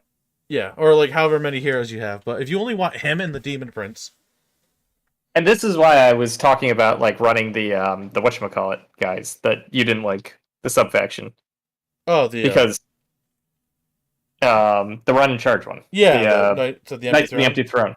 Yeah, Oh, I didn't because, not like like- it. I just like the other ones Yeah. better. sure, but yeah, like this is why I'm like, there's like so much going on there. I think. So much fight in tandem. Yeah. Yeah. Speaking of fighting Just- in tandem, Chaos Lord and Oh, did we Cracker get to our Jack. boy? Oh, we got to our boy. Yeah, this is our favorite one. So he's got 1 more wound. He's 50 more points. Yeah. But what does he get? He still has the fighting tandem. Alright. He has an 50 more impact points hit. than- Yeah, Oh, the yeah. Horse guy's 170, he's 220. I thought you were saying he went up from what he was. No, I think he went down in points. He might have went down in points. I'm just Yeah, which is comparing them to the insane. Horse guy because like Oh, yeah, of course. they both have Yeah, the fight yeah. in tandem thing, Obvious but what do you get connection. for 50? Yeah. You get the 2 up mortal wounds on the charge, which is kind of cool. Fight first on the charge, fight in tandem. But he's got basically 11 attacks that do 2 damage Yeah. It's absolutely crazy. among 3 profiles. So you mark up Oh, yeah. Corn him. You mark of corn him so he gets 3 extra attacks. Yeah, he on, gets 3 extra attacks at 2 damage. on the charge. Yeah, If he gets extra Like- rend, he's going to have like rend 2 and 3. with doing like 2 damage. Yeah, and if On you're everything. a Kabbalist, he could cast his own purple sun. But he can't be marked corn then. We did. Yeah, confirm that's that true. one. Yeah. It's one or the other. One or the But other, yes, yeah. But like you can do that. those are multiple good builds with him. Yeah. Uh-huh. Like I would run this in most of my armies. It seems good, right? Mhm. Like, I don't know. I think it's good. Well, I just think of like this compared to like the Vengorian Lord. It's like 285. Mm-hmm. It's like who the fuck are you compared to this guy? Like this I guy's mean, insane. the Gregorian Lord has a 2-up save, right? But 3 up, but oh, it is a 3-up. yeah, It's just 12 yeah, wounds. Who the fuck is that guy? Yeah. I like this is great. Yeah. I like me a Carcatrack now. I Oh can't my like God. any way you I love cut that it, model so much. right? Yeah. Like 220 points. And it's like he might not be the most hammery thing in the world, but 220 points is so aggressively costed, and Yeah. it doesn't matter. Oh man, am I gonna have to get another one of those? You might want might to have start to. collecting, because you might want Nord I'm- Knights too. I really Or might. Oh my Warriors. god. Yeah. The problem is I don't want to get it now because they don't have the problem with the Start Collecting kit is it doesn't come with Like the leader horns units. or it doesn't come with any of them. Mm-hmm. Well, it comes with the leader, but it doesn't come with the banner or the thing. Mhm. So it's like I'll have to like kit bash that or something. Yeah. I was gonna get the new kits for it. We'll see if Carcajack comes out alone. He probably will. So this guy has the biggest glow up in the game, in the book so far, I think. Yeah. and probably will keep that way. But man, I think he's so good right now. I like him a lot. Yeah. Chaos Sorcerer Lord? Again, how the mighty have fallen. Oh man. Only 120 points. That's not bad. Yeah, right. He was definitely more before, but like worthwhile more, Yeah. right? So, Yeah. we talked about it a little bit. Oracular Visions went from a +1 save to a 6-up ward. Yeah. And he my, how definitely those got it. two things are not equal. No, they're not even close. That being said, we did not need save stacking in this book in addition to everything else we got. Yeah, That would have probably. been terrible. So I think it's a healthy change, but it sucks. Yeah. Also, we don't need a hero that's a Lord Castellan with a free Arcane Tome and 30 points less. We don't need it. No, you sure? Yeah, but Yeah, all right. you know what though? Like, he's still a decently costed wizard. The 6-up board isn't Yeah. terrible. You're still running. It's actually pretty good. probably. Yeah. Yeah, And the Kabbalist, he's a 2-cast wizard. That's great. exactly. Yeah. His spell is add 1 to hit and wound. Yeah. That's still a good spell. Like, yeah, that spell is still good. Yeah. He went from, like, the best wizard in the game, the best little foot wizard in the game, to, like, an okay to good wizard, I think. Yeah, you can cast that on Archeon, right? Yeah, you can cast it on Archeon. Mortals. Yeah. Yeah, because Archeon's mortal, right? Yeah, he's both, I think, because Dorgar's a demon. Yep. Yeah, so, He doesn't want to be mortal, but he is. yeah, you can cast it on both. You can cast it on your big block of a 6 Varangard. Oh, gross. Yeah, like, Ew. he's a good wizard. Like, scratch the okay to good. He's just good. Yeah, he's good. He's just And not... he got cheaper. Yeah. You just can't save stack with him now. Yeah, and then if he No. turns into a demon prince, that's fun. Yeah. Oh yeah. You can just like bring him along when you capture a point, and then just roll to see if he becomes a demon prince. Yeah. You know, like no big deal. Yeah, I like him. That's an interesting question. Do you keep being able to cast spells as a demon prince? If you probably don't, you probably lose that, right? I think you just keep your enhancements. Yeah, I think that's what it is. Yeah. Yeah. So I don't think you keep anything on the War Scroll. Yeah. That would make sense. Yeah. But, you know, Wishful thinking on my part. yeah. It's okay. But give this guy an Arcane Tome, and Kabbalist, he could be a 3-caster, which is kind of funny. Yep. I don't think you do that, but No, I don't think so either. I don't think there's enough spells to make that worthwhile. But yeah. I like him.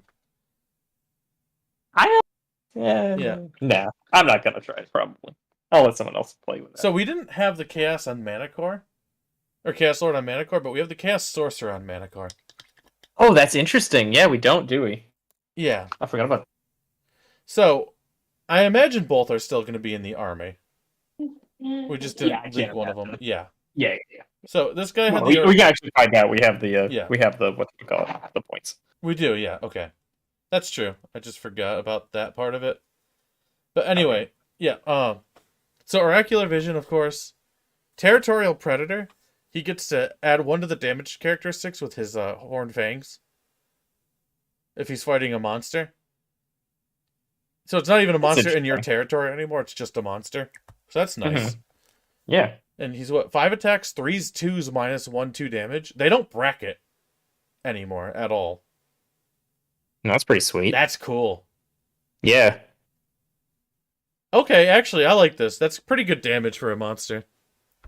Like, that's comparable to Mortark damage. Oh, he's a monster. Okay. I He's a looked at monster, every yeah. single keyword except the monster one. Mm-hmm. Yeah, Funny and how that then works. his spell is still very good. Yep. So it's pick a casting value 8, pick an enemy. I think the casting value went up, but anyway. Roll a number of dice equal to the number of models in that unit. Each 5 up, it's a mortal wound. Each 6 up is 2 mortal wounds instead of D3. That's freaking blast swords. Yeah, Like we talk about like a horde clearing spells that are like not great. You know, Yeah. the 6-up ones or whatever. This one blasts swords. he was one of my favorites in the old book as far as models go in Mm-hmm. War Scrolls. I think he still is. Yeah. The Oracular if you can Vision get hit- that spell off. Yeah. You Oh, can, you can 'cause roll you're 3d6 Kabbalist. for it. Yeah, Yeah. exactly. Oh, well, you don't even have to be Kabbalist. You Yeah. can just Oh you yeah, you just don't even have to be use Kabbalist. that. Yeah, Yeah, you don't. No, you can just use it. It's fine. yeah. I don't want to roll in the Eye of the Gods table today or this time, so I'm gonna just Bill. All yeah, right. I'm just gonna. I'm gonna think of a This looks clever. crazy. I told myself I'm not doing a new army unless I can do like a really clever like conversion idea. Uh huh. So I'm gonna try to think up a conversion idea because I just want to run this book. Dude, do it with whatchamacallit? With OBR. It's perfect. I was thinking about that. Yeah. They're like elite, and like most of this book is like, well, okay. Honestly, under half the war scrolls are elite, but Yeah. that's because there's a bajillion cultists, so that Mhm. doesn't count. I'll put it into the think tank because Yeah. I kind of want like the dark aesthetic still. Yeah, so maybe I could do it with OBR too. Anyway, but I'll think about it. I don't know. Yeah. Yeah. Because like this is like one of my favorite models in the game, like the rule war scroll, and like it just keeps getting better. Yeah. Except Dude, you for the could do, oracular like- vision, but still, we don't need it. Yeah. You could do like black bone with like fire inside or something like that to keep like Oh, the dark yeah. aesthetic. I could. I don't know, that could look really cool. I absolutely could. All right, we'll think about it. Yep. We'll absolutely think about it. Demon Prince. We saw him before. We'll go over him a little bit. He's got some good profiles with like 2 damage on average. One of them has more attacks but no rend. One of them has more rend, and one of them has mid rend with mortal wounds. 6 up ward. He gets a special Slaves to Deafness. Hell yeah, man. Nice deafness. Yeah. But again, like, so you can have the wings or you can have the automatic pass bravery, which gets through all of this can't inspiring presence crap that's been going on. Yep. So that's kind of neat. And then he has like the special heroic actions of the fight first, undivided. The corn mark is for each damage he deals, he heals 1 wound. Last time I didn't have this, but I played Kato Ezekiel recently against Night Haunt. And one of the rules he has is the hunger, which is this command ability where each damage he does, he heals that many. Heals a lot, doesn't it? I went from 1 wound to full wounds 4 combats in a row. Oh my god. Yeah. And that was a 6 wound model. This is a 10 wound model. Yeah. Or maybe a 12. Or maybe a 12. Or maybe you're Despoiler and you take that feat command trait and it's a 14 wound model. Oh, because it Because he's a monster. gives an extra +2, right? Yeah. Dude, this book is Oh so my God. fucking cool, man. Yeah, it is. Oh my god. Dude, this is crazy. Yeah. Hmm. And then you get, yeah, what are the other ones? So, the Eldritch one makes him, or the Tzeentch one makes him a wizard. Or on the opponent, yeah, it makes him a wizard with a 2-up spell ignore. Which is kind of cool. Yeah. Honestly, I wouldn't make him, if I was playing Kabbalist, I wouldn't make him Tzeentch. Because I would just already have the casts. And then I'll just pick one of the other really good effects. I think it depends if you have like something that you want to Specifically do. yeah, like then he wouldn't be able to use the teleport like on your Tzeentch guys True. and stuff like that. Yeah, like this is DJ, this is a list builder's wet dream. Holy shit. Oh There's my like so much goodness, going yeah. on here. And the allegiance There's alone. so much. Yeah. Yeah. So the Nurgle one is ignore wards, which I don't love that as a standard one. But like there's so many ways we saw to make undivided get a specific mark, or just whatever mark you want. So that being like a toolbox option is insanely good. Yep. And then what's the slash one? Add 1 to the attack characteristics on the charge. Which isn't bad. Is there another way to give that to there was definitely another way to give that. But is there another way to give that to him? I can't remember. Make him corn, I guess. Well, then he can't be Undivided. both Cornish. Yeah. Yeah. I don't know if you can stack both of them, but the Slanesh one is Wasn't definitely it- the less good one to me. No, there was another Slaanesh thing that gave plus one damage or The plus one banner. attack on the charge, right? The banner. Oh, the banner. The Yeah. banner. Yeah, okay. So he can't get it, He yeah. can't be affected by the banner. Okay, yeah, that's right. But yeah, I think Nurgle, Khorne, and Undivided are the hot picks for me here. I'm just like But the Z the choice corn still, one, yeah. like granted the corn one doesn't like actually give like it still doesn't just like give more attacks or something, but like I feel like it's so much better than it was where it was this weird techie piece for like preventing your opponent from charging and stuff. And I know that's like the hotness and like it was really good and everything. And like he's losing that, so he's becoming worse, yada yada. But man, like it's so much more flavorful to me now. So I think it's gonna kind of be a struggle for like Khorne competitively, because like that whole Sure. book relied on them, you being able to fight exactly on your terms. Right. But I think because he was an ally anyway, so who cares? But in this exact book, like you could build this thing to be an immovable wall in Khorne. Yeah. Weirdly enough, Oh yeah, absolutely. like the amount of healing, like, and if you make him 14 wounds into spoiler with the Mark of Khorne, Uh-huh. and you just do the Uh-huh. heroic action to heal up, like they have to do 14 damage through probably a save stacked Demon Prince with a 6-up ward. And if they don't, he full heals. Yeah. He might not full heal, but like, Well, no, remember, if you're running Despoilers, you have that other one that's going to heal him flat 3. Yeah. On a 3-up. Yeah. like we're talking about like how good like the Like, holy crap. healing was for like the Tree Lord Ancient. Like it's just the same thing here, Yeah. but on a thing that's 195 points instead of 365. Yeah. That's another thing too. This thing's 195. He's 195. 195. I did not realize he was only 195. Yeah, like he's so aggressively my- costed. God. Yeah. That is disgusting. And like he's not moving huge units, right? Like he's a No, scalpel. sure. Yeah. But, like, you can easily run, like, a pile of these bad boys. Yeah. And, like, And the spoilers, yeah. oh my god. You can run 4 of them and give them all 4 of the command traits. Yeah. Dude, fuck, you could give them core ones too. Yeah. You're probably not doing that, but Well, you don't even need to give him the core ones, because remember, they can use the other Slaves of Darkness ones, too. oh, you're right. Yeah. You're absolutely right. Yeah. Yeah, I love this.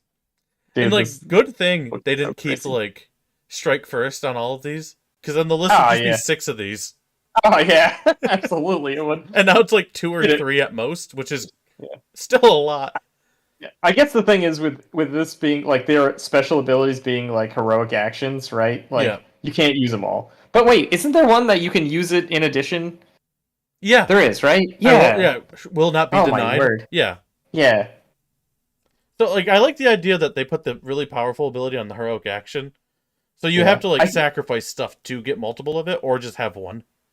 Yeah. So, like, he's so aggressively costed, but it's hard to run multiple of them very effectively. I feel like 3 is the number in Despoilers. 3 is the number to spoilers, 1 is the number anywhere else. But I I think think so, it's an yeah. auto take. It's pretty close. Yeah, Yeah. I really do think he's an auto take. We'll see. Yeah, How this we'll pan see. out, but Maybe not in like the Alpha Strike list or whatever that I was thinking of. yeah, Knights of the Empty Throne. Like Mhm. maybe not an auto take there. maybe Like, not you might in wanna, Archeon like- list either. Oh, but you Well, want I it for your think- caddy. Yeah. Yeah, I think he wants to be the caddy for Archeon. That's Yeah. just like, oh, you heal 3, you heal 3, Dude, you how heal 3. badass do you have to be to have like a demon prince as your caddy? Right? Like, oh, That's a great point. dude, this I book love it. is so good. Oh yeah. Yeah. All right. All right. We got to move on. It's already 10 and we're not even we just finished the heroes. Okay. Well, we don't have all the units, so it's okay. yeah. So this is Probably. Warriors. Thanks, They're 220 for 10. 3 up save, 2 wounds. Their banners do some crap. They get +1 attack if they're contesting an objective. I mean, that that's you do pretty not sweet, control. actually. Yeah. So they help you move shit off the objective to help you get your Eye of the God thing. Yeah. Like, Oh, all right. that's sweet. Like what a everything in great- this book feels like so well thought out. Yep. Yeah. Perfect. They're expensive, but I think they're worth every penny. As They're our buddy Owen pointed it out, they're pound for pound better than Liberators.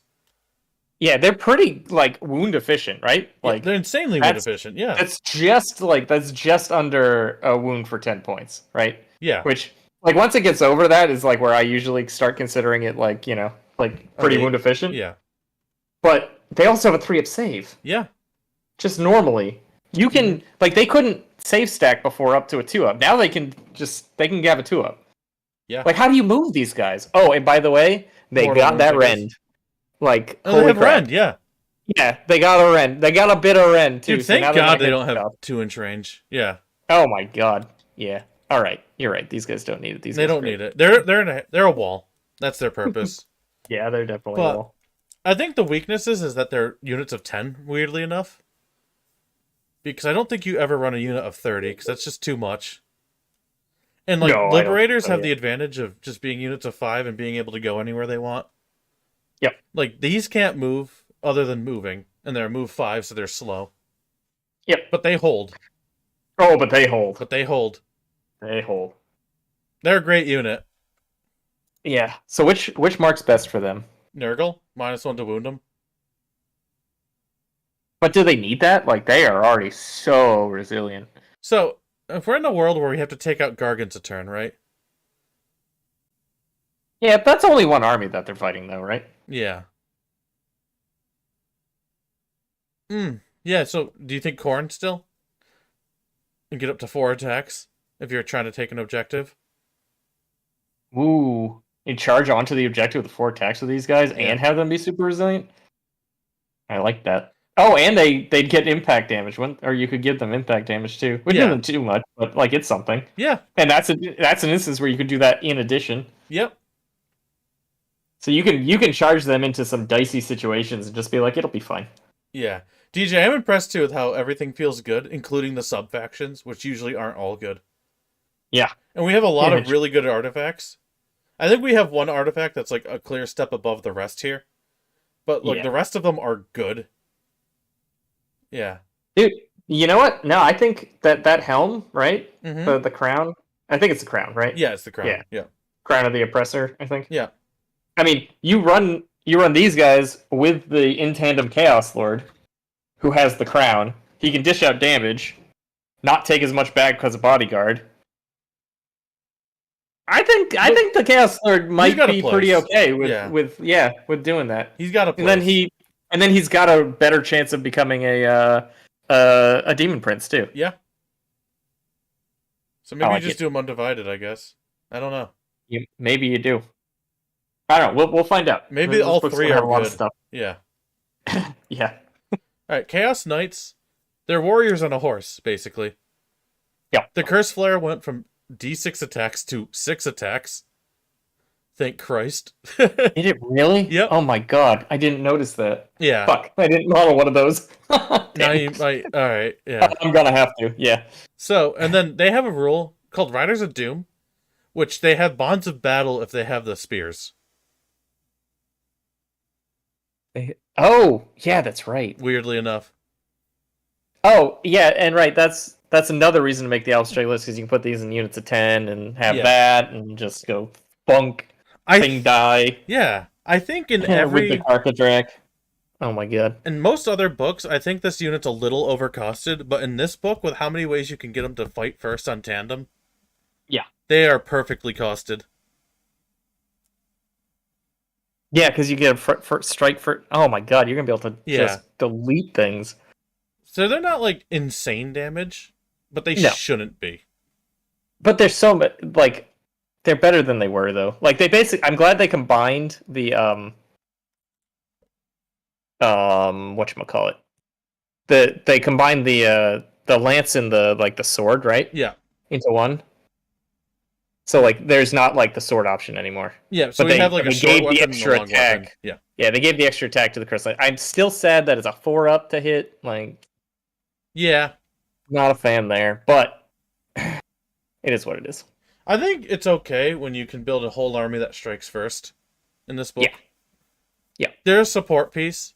They're really there to like make sure that your Karkadrak isn't taking the brunt of a unit, I feel. Yeah. And they're adding some damage. They're mobile anvil, and they're pointed appropriately for that, but the bonus attacks that you get from fighting tandem first makes those mounted heroes way better, I think. Yeah. And then Chaos Chariot is your last battle line. And they're weirdly 115 for 1 or 345 for 3. You can't take 2. I don't know that's why. weird. Yeah. They have a handful of decent attacks. Run and charge in the same turn, once per battle. And then you pick one enemy unit and you roll a dice equal to the charge roll. And each 5 up, you deal 1 mortal wound to that unit. So it's the same chariot as the Stormcast have. Okay. Yep. Yeah, but like way worse, but way cheaper. I'm like not excited about these, to be honest. There's going to be a place for this, I think, and it's going to be like a cool factor, but this is probably my least favorite unit in the book right now. Yeah, I'll be honest. Like this could have been the best unit in the book, and I probably still wouldn't have run it. I I'm like just, like, chariots not a lot, fan. honestly. Yeah, that's good. I Yeah, like I the don't know. core There's something beast way about 'em. more. Yeah. Yeah. But like once we're running charge, so like you're gonna take 1 unit of this, and a lot of times just to like pin something down turn 1, do some mortal wounds into it. But like they're not impressive, I don't think. I'm not like super thrilled by them. Yeah, But they're gonna be fine. they'll be fine. Yeah, if you like them, they'll be fine. I'm sure. Talking about an impressive unit here, Chaos Chosen. Yeah. Yeah, so And they come in that new box, which I'm super excited about because I have none. So this is your hammer to the warrior's anvil. So there's 5 for 240, which is steep. But they're 3 wounds each. Yeah. 3 up save. 3 attacks, 3's, -1, 2 damage. Yeah, unmodified hit roll of 6 is a mortal wound in addition. In addition, Once per battle, you can fight twice, and the second fight gets strike last. fine. Yeah. I mean, that's really good. Even like the fact that it has strike last is fine Yeah. because chances are they're surviving. Alright. So, if this unit is part of the Slaves of Darkness army, after deployment, you can roll once on the Eye of the Gods table for this unit. That's kind of cool. Yeah, they just get a roll. Yeah. And they can't get a bad roll. Correct. Like they could get a nothing roll, which is fine, but it's not like they can like Mhm. like replace a unit with a spawn or something. Yeah, you get an 8 here, like, whoo, baby, we're cooking. Right? Yeah. Like, Ren 2 Right. damage with Yeah, Rocket Corn, they're more damage on the charge, right? Like, extra attack on the charge. But that's what I meant, yeah. yeah, Any way you cut this thing, I think it's good. I agree with you. Mm-hmm. So that's like 15 wounds with a 3-up save for 240 points, though. That's like not weak either. It's like not as wound efficient as the Chaos Warriors, but like also not bad, Mm-hmm. and can get to the 2-up save mark. Yeah. That's like really hard to move. So yeah, anything that just says 3-up on the War Scroll is just really good. And I think this can be your retinue with the Chaos Lord, too. Yeah, absolutely can. Great. Yep.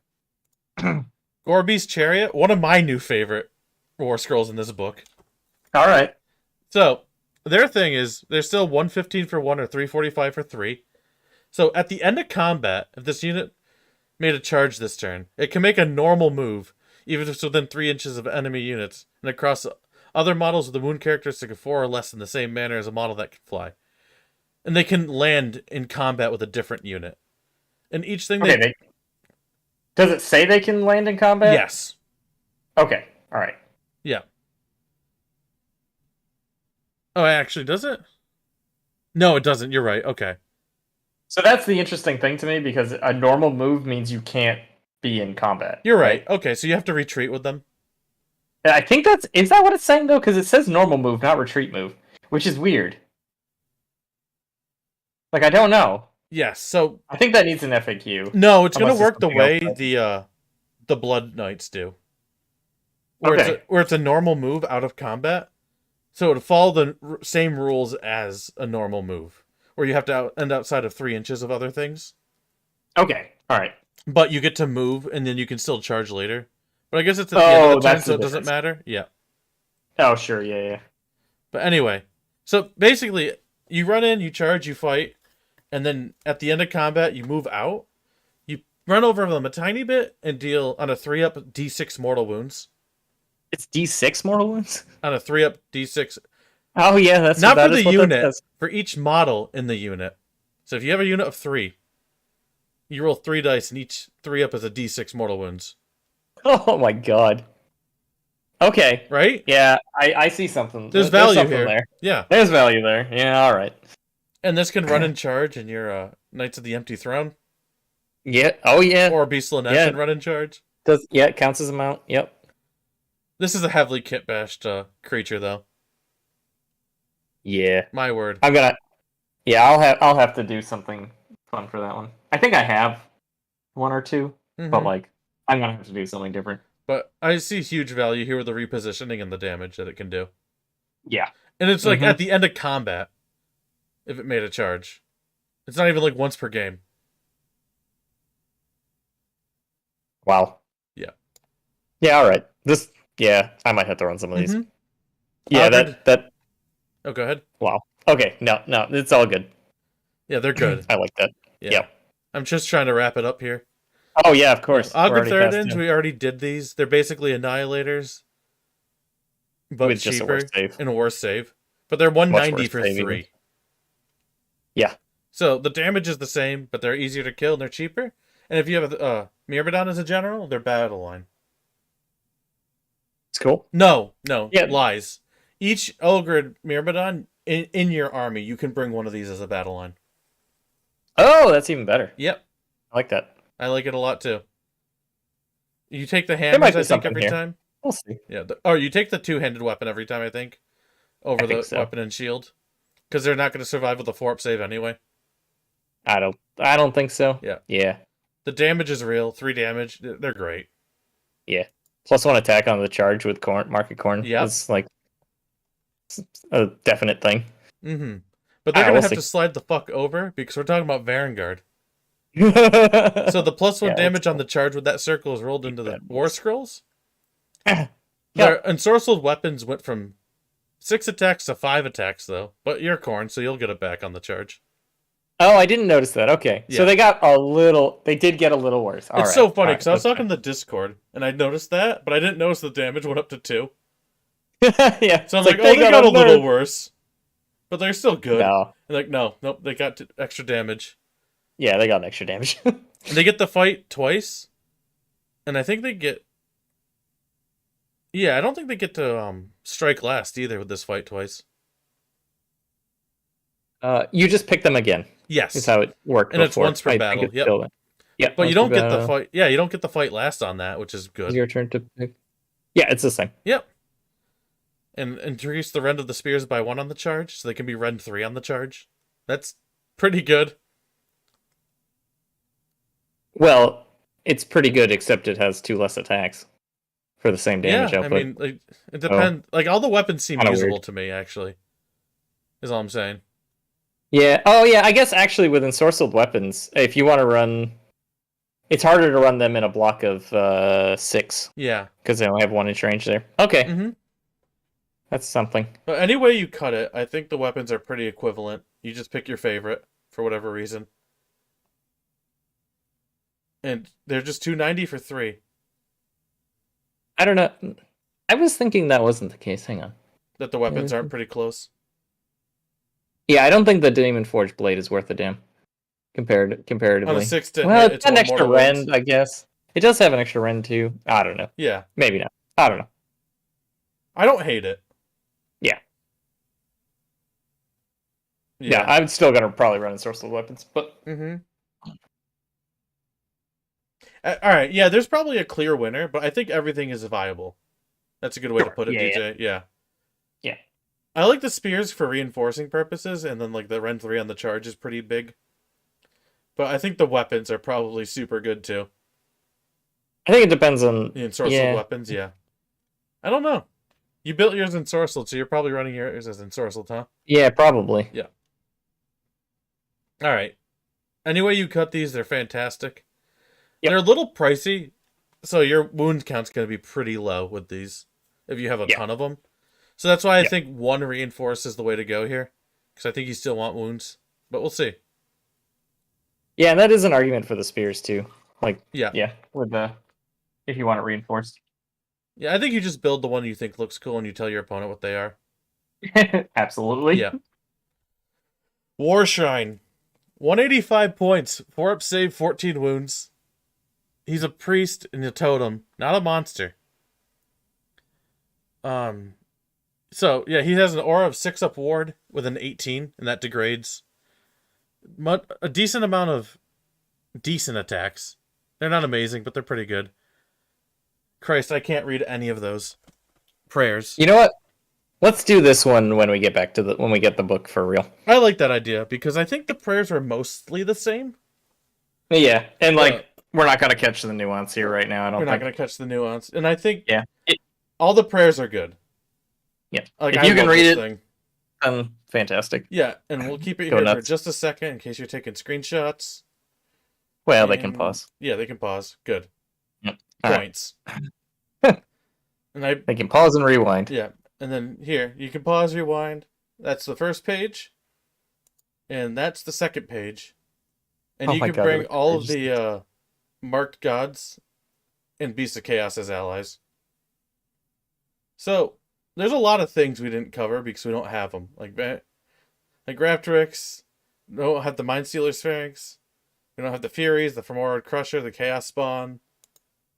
Oh, and yeah, lot take of a look these at how heroes. many battle line options there were.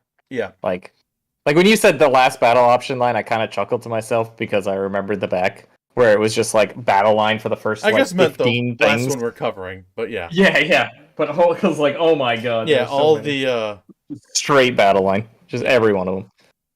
cultists from Warcry. Yeah. Yeah. Oh my God, Bill, my voice hurts so bad.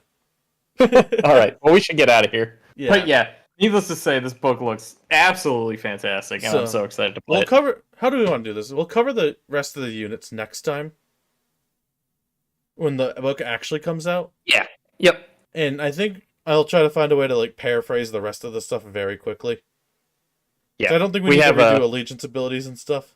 No, not unless like there was something like wrong here somehow. Yeah, I can't imagine there is. but overall, like, this is one of my favorite books, hands down. Not even close.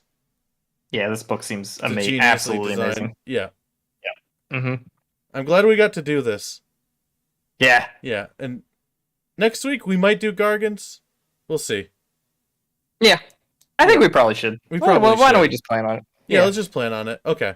Yeah. Let's just do Well, it. yeah. Especially if like a battle scroll comes out by then too, we can do both. Yep. I like it. That sounds like a good plan. All right. Well, thank you everybody for watching. We'll see you next week, probably Wednesday again, but we've been doing a lot of Fridays lately. Yeah. So Well, we'll next see. Friday I don't think works for other reasons, but so That's Yeah. absolutely true. Okay, Wednesday it So- is.